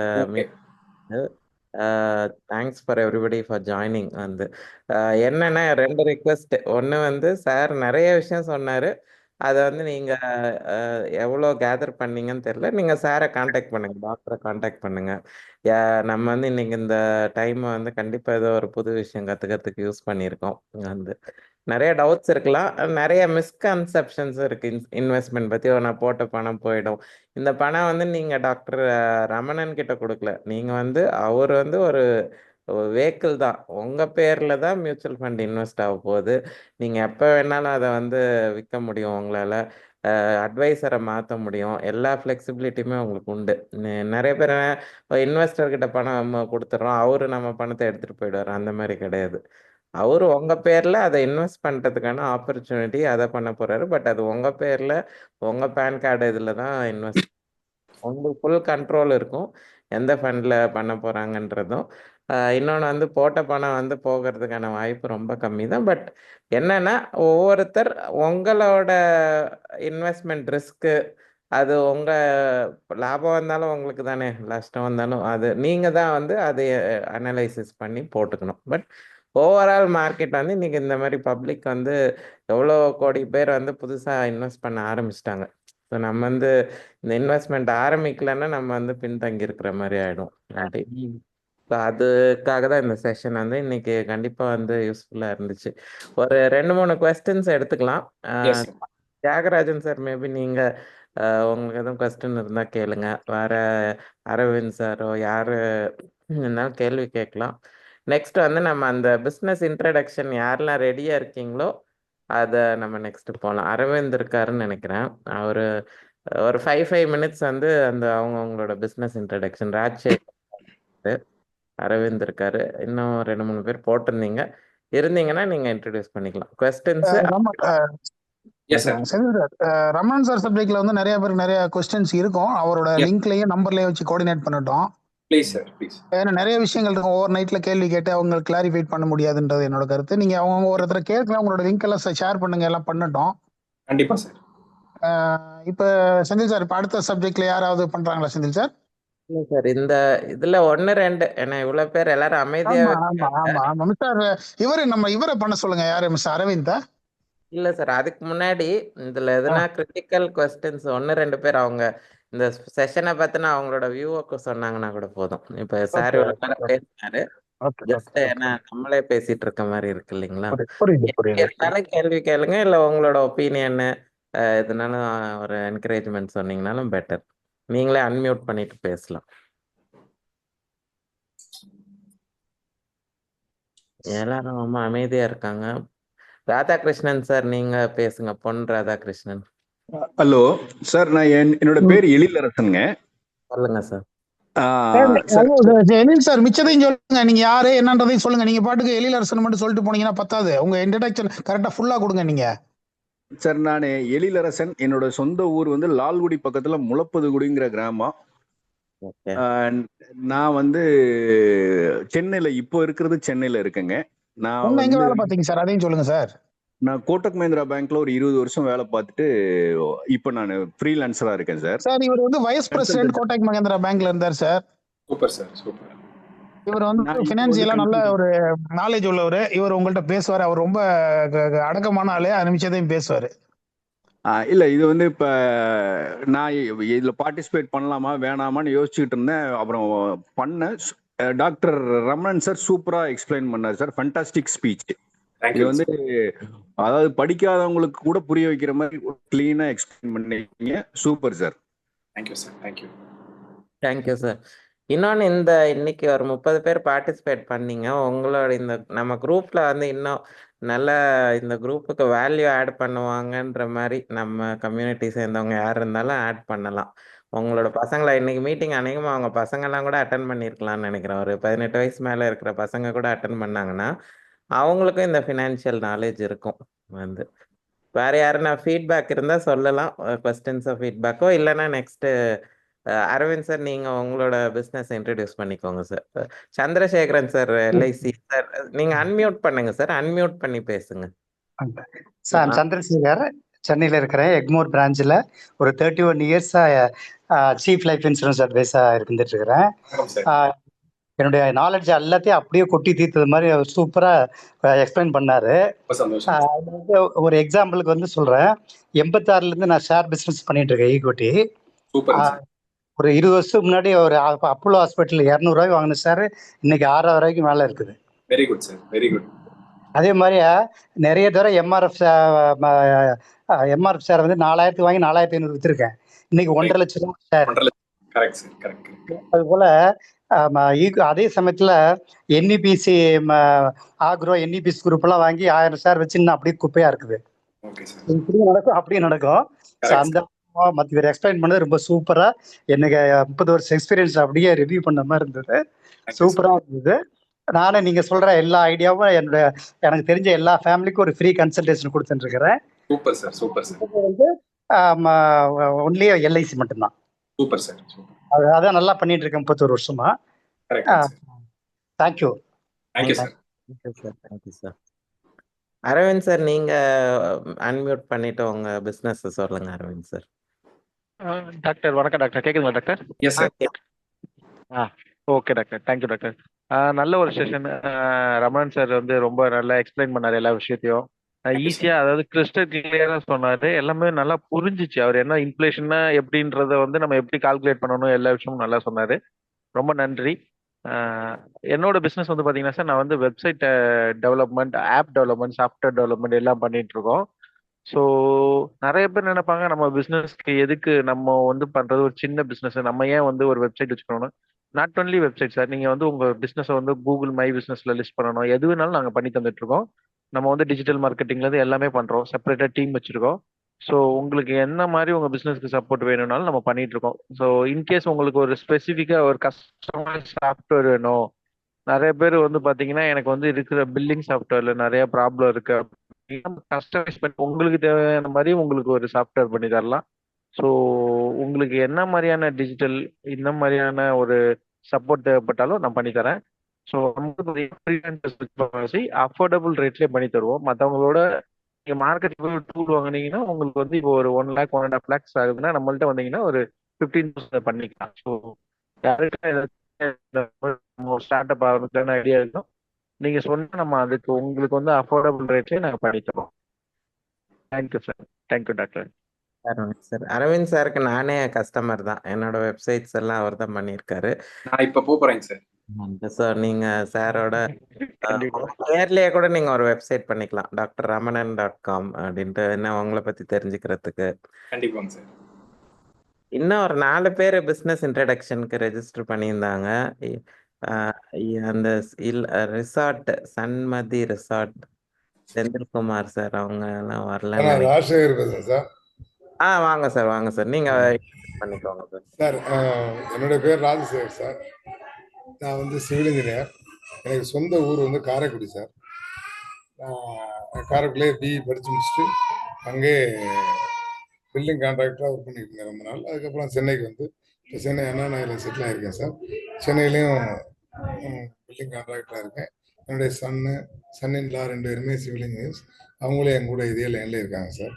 இதுதான் என்னை பற்றி என்னுடைய செல்ஃப் இன்ட்ரடக்ஷன் சார். இப்போ நான் வந்து இவ்வளவு நேரம் பொறுமையாக இருந்து என்னை கேட்க வச்ச ரமணன் சாருக்கு அவ்வளோடைய பெரிய தேங்க்ஸ் சொல்லுவேன் சார். ஏன்னா ரொம்ப அருமையாக சொன்னார். எனக்கு எல்லாமே எனக்கு தெரிஞ்ச சப்ஜெக்டாக இருந்தாலுமே அவர் சொன்ன வழி வந்து விதம் வந்து வித்தியாசமாக இருந்துச்சு, அழகாக இருந்துச்சு. ஆனால் நான் திரும்ப உட்காந்து என் ஒய்ஃப் கூட பக்கத்து கொஞ்சம் வந்து கேட்டுக்கிட்டு, இன்னும் நீங்கள் புலம்புறது தானே அவரும் சொல்கிறாரு, நீங்கள் வெள்ளை உட்காந்து கேட்கல அப்படின்ட்டாங்க. இல்லை அது வே ஆஃப் டாக்கிங் எப்படி இருக்குன்னு கேளு, நம்ம எங்கெங்கெல்லாம் ஏமாறுறோமோ அதெல்லாம் கரெக்டாக பிடிச்சி சொல்கிறாரு அப்படின்னு சொன்னேன். உண்மையாக தான் சார். ரமணன் சார் உங்களுக்கு ரொம்ப தேங்க்ஸ். ரொம்ப எனக்கு இன்ட்ரெஸ்டான சப்ஜெக்ட் நீங்கள் பேசுனது. அதை விட ரொம்ப இன்ட்ரெஸ்டான சப்ஜெக்ட் நீங்கள் ஃபஸ்ட்டு எடுத்த உடனே ஹெல்த்தை பற்றி பேசுனீங்க. நானும் அதில் கொஞ்சம் இன்ட்ரெஸ்டாக இருப்பேன். அது ரொம்ப அருமையான நல்லா இருந்துச்சு, ரொம்ப சந்தோஷம். அது போக என்னை பற்றி நான் சொல்லணும்னா, நான் ஒரு முக்கியமாக ஸ்கூல்ஸ் நிறைய கட்டியிருக்கேன். இது வரைக்கும் ஒரு 30-40 ஸ்கூல் மேலே கட்டியிருக்கேன். நான் ஆல் ஓவர் தமிழ்நாடு நிறைய கட்டியிருக்கேன். அப்பார்ட்மெண்ட்டு கட்டியிருக்கேன், ரெசிடென்சியல் ஹவுசஸ் கட்டியிருக்கேன். இதுதான் இந்த லெவலில் தான் நான் இருக்கேன். இதுக்கு யாருக்காவது தேவைன்னா அவ்வளோ சீப் அண்ட் பெஸ்ட்டாக எப்படி பண்ணணும், என்ன தரணுங்கிறத நான் பண்ணி தர முடியும், லேட்டஸ்ட்டாகவும் பண்ண முடியும். அநியாயமாக காசில் எங்கேயும் போய் ஏமாந்துடாமல் இருக்கிறதுக்கு நான் என்னால் உள்ள ஹெல்ப் பண்ணி தர முடியும். எப்படி பண்ணால் நமக்கு சீப் அண்ட் பெஸ்ட்டாக வரணும் சார். அது மாதிரி நிறைய பேர் செஞ்சும் கொடுத்துருக்கேன், செஞ்சுக்கிட்டே இருக்கிறேன். அண்ணா நகர்லாம் இருக்கேன், ஆஃபீஸும் அண்ணா நகர்லாம் இருக்குது. யாராவது தேவைன்னா என்னை கான்டாக்ட் பண்ணலாம். அதே மாதிரி அரவிந்த் சார் வெப்சைட்டை பற்றி பேசினார். அவரையும் நான் பார்க்கணுன்னு பேசும்போது எனக்கு தோணுது. அதை நான் வந்து சார் வந்து இன்னைக்கு நான் மீட் பண்ணலாம்னு இருந்தோம். இன்னைக்கு சார்னால வர முடியல. இன்னைக்கு நியூ இயருக்கு நான் வந்து என்னுடைய கிளைண்ட் ஒருத்தரை போய் பார்த்து ஒரு கிஃப்ட் கொடுக்குறதுக்காக போயிருந்தேன் சார். அவர் எனக்கு டைம் ஒதுக்குனது 5:30 மணி டி நகர்ல. அதுக்கப்புறம் அங்க இருந்து புறப்பட்டு என்னால டைமுக்கு இந்த டிராபிக்ல வர முடியல. வந்துட்டு நான் நாளைக்கு காலையில ஆக்சுவலா நான் டூர் போறேன், வெளியூர் போறேன். அதனால உள்ள எல்லாத்தையும் ரெடி பண்ணிட்டு உங்களை வந்து மீட் பண்ணா என் மாப்பிள்ள 2 பேரும் வர்றாரு. அப்புறம் அவர் எப்படி தான் போனார். அப்புறம் இவர்கிட்டையும் கூட சார்கிட்ட கரெக்டா அந்த உங்க நம்ம செல்லம் சார்ட்டெல்லாம் பேசினேன். உங்களை பத்தி சொல்லலாம்னா உங்க வீட்டுக்கு கரெக்டா லொகேஷன் அனுப்புங்க சார் நான் அவர்கிட்ட கேட்டேன். ஏன்னு கேட்டாரு. நான் வரேன், எனக்கு எல்லாம் அனுப்பிட்டாரு எனக்கு, ஆனா வர முடியல சாரி. அதனால ஒன்றும் இல்லை. ஏன்னா நான் ஏன் லொகேஷன் கேட்டேன்னா நான் வந்து கார் ஓட்டிக்கிட்டு வர முடியாது. அதனால ஏதாவது ஒரு ஆட்டோ விட்ட போட்டு வந்துருவோம் அப்படின்னு நான் பார்த்தேன். அதுக்குள்ளே மீட்டிங் ஸ்டார்ட் ஆயிடுச்சு. சரி பரவாயில்ல, வீட்லயே உட்காந்துட்டேன் சார். பரவாயில்ல சார், நம்ம மீட் பண்ணோம். ஆக்சுவலா வந்துட்டு நம்ம வேற யாருன்னா இந்த மாதிரி ஒரு 1 hour செஷன் வேற உங்களோட பிசினஸ பத்தி என்னோட பிசினஸ பத்தி பேசணும்னா 1 hour பேசுறதுக்கு அது ஒண்ணு. சார் பேசுறது வந்து இன்வெஸ்ட்மெண்ட்டை பத்தி சார். அதுல நிறைய லைன் இருக்கு, நிறைய விஷயங்கள் இருக்கு, எல்லாரும் ஆர்வமா கேட்கறாங்க. இப்போ என்னைய பொறுத்தவரை நான் வந்து ஒரு நல்ல பில்டர்னு சொல்லிக்கலாம். நான் என்னென்ன கட்டியிருக்கேன்னு சொல்லலாம்.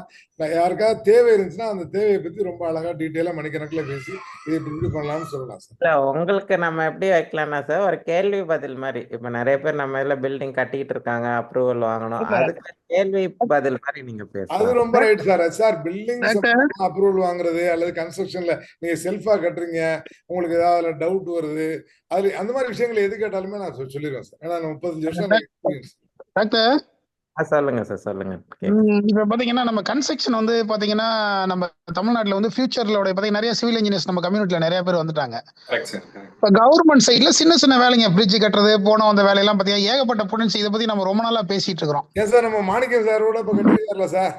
ஆமா ஆமா, அதை விடைங்க சார். எப்படின்னாங்க சார், இப்ப பேரூராட்சி பஞ்சாயத்து லெவல் எல்லாம் பாத்தீங்கன்னா சார் நம்ம ஆளுங்க இன்னமும் பெரிய லெவலில் எஸ்டாப்ளிஷ் பண்ண முடியல சார். சின்ன நம்ம நினைச்சோம்னா நம்ம 1000 பேரை உருவாக்கலான்றதுதான் சார். இந்த சிவில் கன்ஸ்ட்ரக்ஷன்ல பாத்தீங்கன்னா கவர்மெண்ட் கான்ட்ராக்ட்ல ஒரு 1000 பேரை சின்ன சின்ன ஆளுங்களை நம்ம உருவாக்கலாம் சார். அதுக்கு உங்களை மாதிரி சீனியர்ஸ் ஹெல்ப் பண்ணீங்கன்னா நிச்சயமா உருவாக்க முடியுன்றது என்னோட விஷயம் சார்.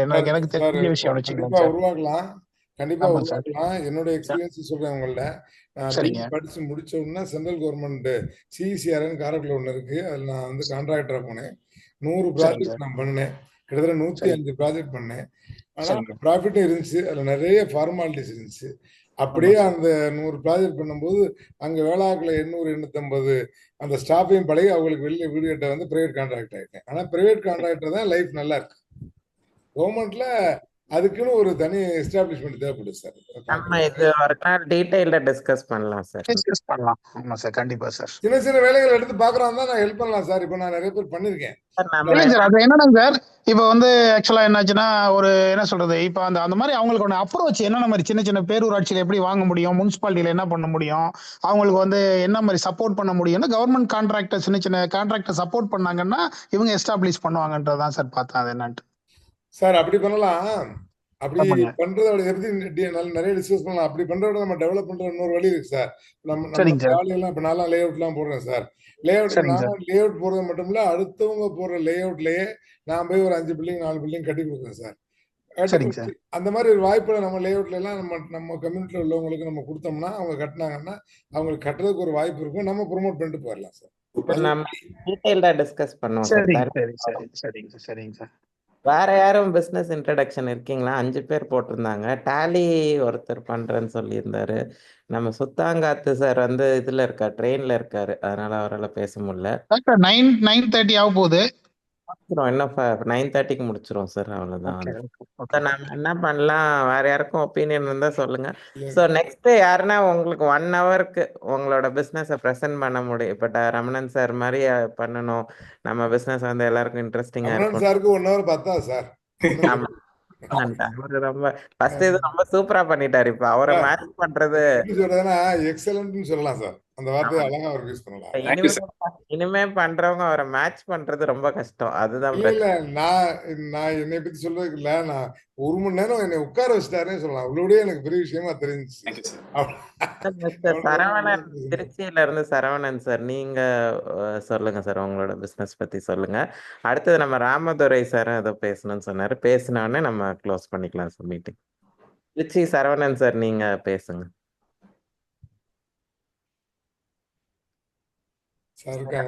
அவர் இல்லைன்னா ராமதுரை சார் நீங்க கை தூக்கி உங்களோட ஒப்பீனியன் சொல்லுங்க சார். ஹலோ, சரவணன் சார் நீங்க பேசுங்க சார்.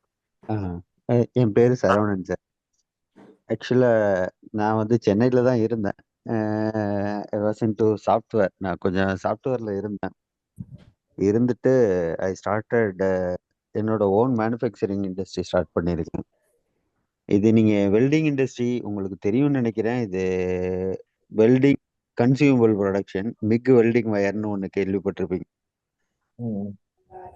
அந்த மிக் வெல்டிங் வயர் ப்ரொடக்ஷன் பண்ணிட்டு நான் சப்ளை பண்றது வந்து எல்லாமே பார்த்தீங்கன்னா ஆட்டோமோட்டிவ் தான். மேஜர் கிளைண்ட் பார்த்தீங்கன்னா automotive, Honda, TVS, Ashok Leyland இப்படி பண்ணிட்டு இருக்கேன். மேஜர் கஸ்டமர்ஸ் அவங்களோட ஆன்சிலரிஸ்க்கும் பண்ணிட்டு இருக்கேன்.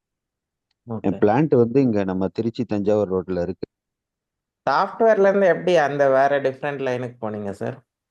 ஆக்சுவலா நான் கேரியர் ஸ்டார்ட் பண்ணது டிவிஎஸ் மதுரையில தான் சார். நான் டிவிஎஸ் மதுரையில வந்து ஒரு 10 வருஷம் மேனுஃபேக்சரிங்ல தான் இருந்தேன். Okay okay okay okay okay. Trichy Thanjavur ரோட்ல எங்க இருக்கு சார்? திருச்சி தஞ்சாவூர் ரோட்ல கரெக்டா புதுக்குடிக்கு முன்னாடி சார், நவலூர்னு ஒரு ரோடு போட்டிருக்கோம். அதுல லெஃப்ட் சைடுல உள்ள ஒரு 1 கிலோமீட்டர்ல இருக்கு ஃபேக்டரி. அடிக்கடி போவேன். உங்களோட லைன்ல நம்ம குரூப்ல இருக்கவங்களுக்கு எதனா ஆப்பர்ச்சுனிட்டிஸ் கொடுக்க முடியுமா சார்? எதனா இருக்குங்களா?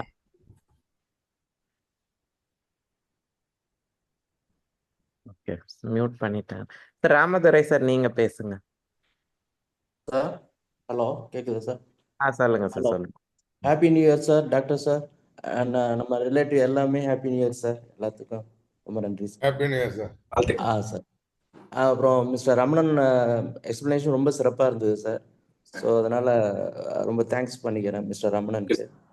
அண்ட் அரவிந்த் அவரோட இன்ட்ரொடக்ஷன் ரொம்ப யூஸ்ஃபுல்லாக இருந்தது. ஆல்ரெடி அவரை காண்டாக்ட் பண்ணியிருக்கேன் சார், எங்களுக்கு கம்பெனிக்கு தேவையான டெவலப்மெண்ட் பண்ணணுங்கிறதுக்கு. ஸோ இது மாதிரி நம்ம கம்யூனிட்டி ஒவ்வொருத்தருக்கும் ஒரு மியூச்சுவல் ஷேர் இருக்கும்போது, அதாவது ஒரு இன்ட்ரெஸ்ட் வியூ ஷேர் பண்ணிக்கும் போது யூஸ்ஃபுல்லாக நம்ம பிஸ்னஸ் டெவலப் பண்ணுறது யூஸ்ஃபுல்லாக இருக்குன்றத இந்த 1 மணி நேரத்துக்கு மேலே நடந்த டிஸ்கஷன் ரியலைஸ் பண்ண வைக்குது சார். டாக்டரோட அரேஞ்ச்மெண்ட்டுக்கு ரொம்ப நன்றி, மிக சிறப்பாக இருந்தது சார். ரொம்ப நன்றி சார். நான் வந்து யூபிஎஸ் இன்வெர்டர்ஸ் இதெல்லாம் பண்ணுறேன் சார், சோலார் ப்ராடக்ட் சிசிடிவி அதெல்லாம் பண்ணுறேன் சார். என்னுடைய ஆஃபீஸ் வந்து ரெம்டெக்ன்ற கம்பெனி வெஸ்ட் மாம்பலத்தில் இருக்குது சார். ஓகே, என்னுடைய நேட்டிவ் விருத்தாசலத்துலேருந்து டுவர்ட்ஸ் ஆத்தூர் போகிற வழியில் புதன்ற village sir. Thank you. Okay sir. ஆக்சுவலா டாக்டர் ரமணன் நம்ம வந்து இந்த ஃபினான்ஷியல் சர்வீஸ் தேவைப்படுதுன்னா ஒரு அட்வைசரை யூஸ் பண்ண போறோம். ஸோ யாரையும் யூஸ் பண்றதுக்கு டாக்டர் ரமணனை யூஸ் பண்ணிக்கலாம். அவருக்கு ஒரு 100 கஸ்டமர்ஸ் இருந்தா கூட போதும். எனக்கு தெரிஞ்சு 100 கஸ்டமர்ஸ்லயே அவர் வந்து ஒரு ரீசனபிள் சைஸ் அச்சீவ் பண்ணிடுவாரு. அவர் அது மாதிரி இது வந்து ஒருத்தர் போட்டியில ரமணன் மாதிரி நம்ம கம்யூனிட்டியில 10 பேர் இருந்தாலும் 10 பேருக்கும் வந்து நம்ம 100 கிளைண்ட்ஸ் இருக்கிற அளவுக்கு ஆப்பர்ச்சுனிட்டி இருக்கு. ஸோ இது வந்து அவங்க நம்ம என்னன்னா ஃபர்ஸ்ட் ட்ரஸ்ட் நம்ம நம்பணும், நம்பி வந்து பண்ணணும் வந்துட்டு. அவ்வளவுதான் வந்துட்டு யாரோடையோ பண்றதுக்கு நம்ம வந்து நம்மளோட கம்யூனிட்டி ஆளுங்களோட பண்றது அவங்களுக்கும் பெனிஃபிட், நமக்கும் பெனிஃபிட்டா இருக்கும். போட்டி இல்லை. ஏன்னா இப்ப வந்து நம்ம அருண் இருக்காரு, அவரு இந்த இது பண்றாரு. நம்ம ராஜேஷ் கண்ணன் ஒருத்தர் சென்னையில இருக்காரு, அவர் பண்ணிட்டு இருக்காரு. எல்லாருக்குமே ஒருத்தருக்கு தேவை ஒரு 100 கிளைண்ட் தான். சார் குமரன் சார் துபாயில இருந்து இருக்கீங்களா சார்? லைன்ல டிஸ்கனெக்ட் ஆயிட்டீங்களா? லைன்ல தான் சார் இருக்கு. ஈஜிப்ட்ல இருந்து வந்துட்டீங்களா? துபாய் போயிட்டீங்களா? சார் இப்ப குமரன் சார் வந்து ராஜேஷ் கண்ணனோட பண்ணிட்டு இருக்காரு வந்துட்டு. ஸோ அவர் வந்து மாரண்டஹள்ளி அவரோட சொந்த ஊர் வந்து. ஸோ எப்படி இருந்துச்சு சார் நம்ம செஷன் வந்து? கரெக்டா இருந்துச்சு? ரொம்ப ப்ரொடக்டிவா இருந்துச்சு சார். ஆக்சுவலா தேவி வந்து அவர்கிட்ட ரமணன்றவர்கிட்ட மறுபடியும் பேசணும், மறுபடியும் எக்ஸ்ட்ரா இன்வெஸ்ட்மெண்ட் வேற ஏதாவது ஆப்ஷன்ஸ் இருக்கா கேட்கணும்னு சொல்லி இப்பதான் சொல்லிட்டு போனேன். அப்படி நான் சொன்னேன், ஓகே நம்ம செந்தில் கிட்ட பேசிட்டு அருமையில ஃப்ரீயா இருக்கும்போது இன்ட்ரடக்ஷன் பண்ணிக்கலாம்னு சொல்லி பேசலாம்னு சொல்லி சொன்னேன் சார். நான் நம்ம நியூ இயர் 1ஆம் தேதியே கொஞ்சம் யூஸ்ஃபுல்லா ஸ்பெண்ட் பண்ணிருக்கோம். ஸோ என் பேர் வந்து குமரனுங்க. நான் இன்ட்ரடியூஸ் பண்ணிக்கிறேன். என் பேர் வந்து குமரன். நான் வந்து ஒரு ஆடியோ விஷுவல் ப்ராடக்ட்ஸ் மேனுஃபேக்சரிங் கம்பெனியில் ஒர்க் பண்ணிருக்கேன். ஸோ என்னோட ரெஸ்பான்சிபிள் பார்த்தீங்கன்னா middle east and Africa regions எல்லாமே பார்த்துருக்கேன். நான் வந்து பேஸ்ட் இன் துபாய் ஃபார் 21 இயர்ஸில் துபாயில் இருக்கேன் நான். அதே மாதிரி என் ஒய்ஃப் வந்து ஆயில் அண்ட் கேஸ் இண்டஸ்ட்ரியில் சப்ளை செயின் டைரக்டராக ஒரு யுஏஇ நேஷனல் கம்பெனியில் ஒர்க் பண்ணிருக்காங்க. நாங்கள் 21 இயர்ஸ் துபாயில் இருந்தோம். ரீசெண்டாக ஒரு 3 மந்த்ஸ்க்கு முன்னாடி அபுதாபி ரீலோகேட் ஆகிட்டு இருக்கோம். இப்போ அபுதாபியில் இருக்கோம் சார். நாங்கள் சார் வந்து நேத்து ஈஜிப்ட்ல இருந்தாரு. அந்த நம்ம வந்து துபாயில கண்டிப்பா நான் என்னோட ரிலேட்டிவ் தான் சார் வந்து. Okay sir. Thank you sir. நம்ம 9:30 ஆயிடுச்சு. Very productive session. இதை நம்ம ரெப்ளிகேட் பண்ணணும். மந்த்லி ஒன்ஸ் ஆர் ட்வைஸ் ஒரு 2 செஷன் வைக்கலாம் வந்துட்டு. சார் நீங்க என்ன கேட்டா மந்த்லி ட்வைஸ் வைங்க சார், அப்பதான் தொடர்பு நல்லா இருக்கும். கண்டிப்பா sir. Thank you sir. 9:30. Thank you sir. Okay sir. All the best. Thank you sir. Thank you. Bye sir. Thank you sir. Good night. Thank you, sir. Thank you. Good night, sir.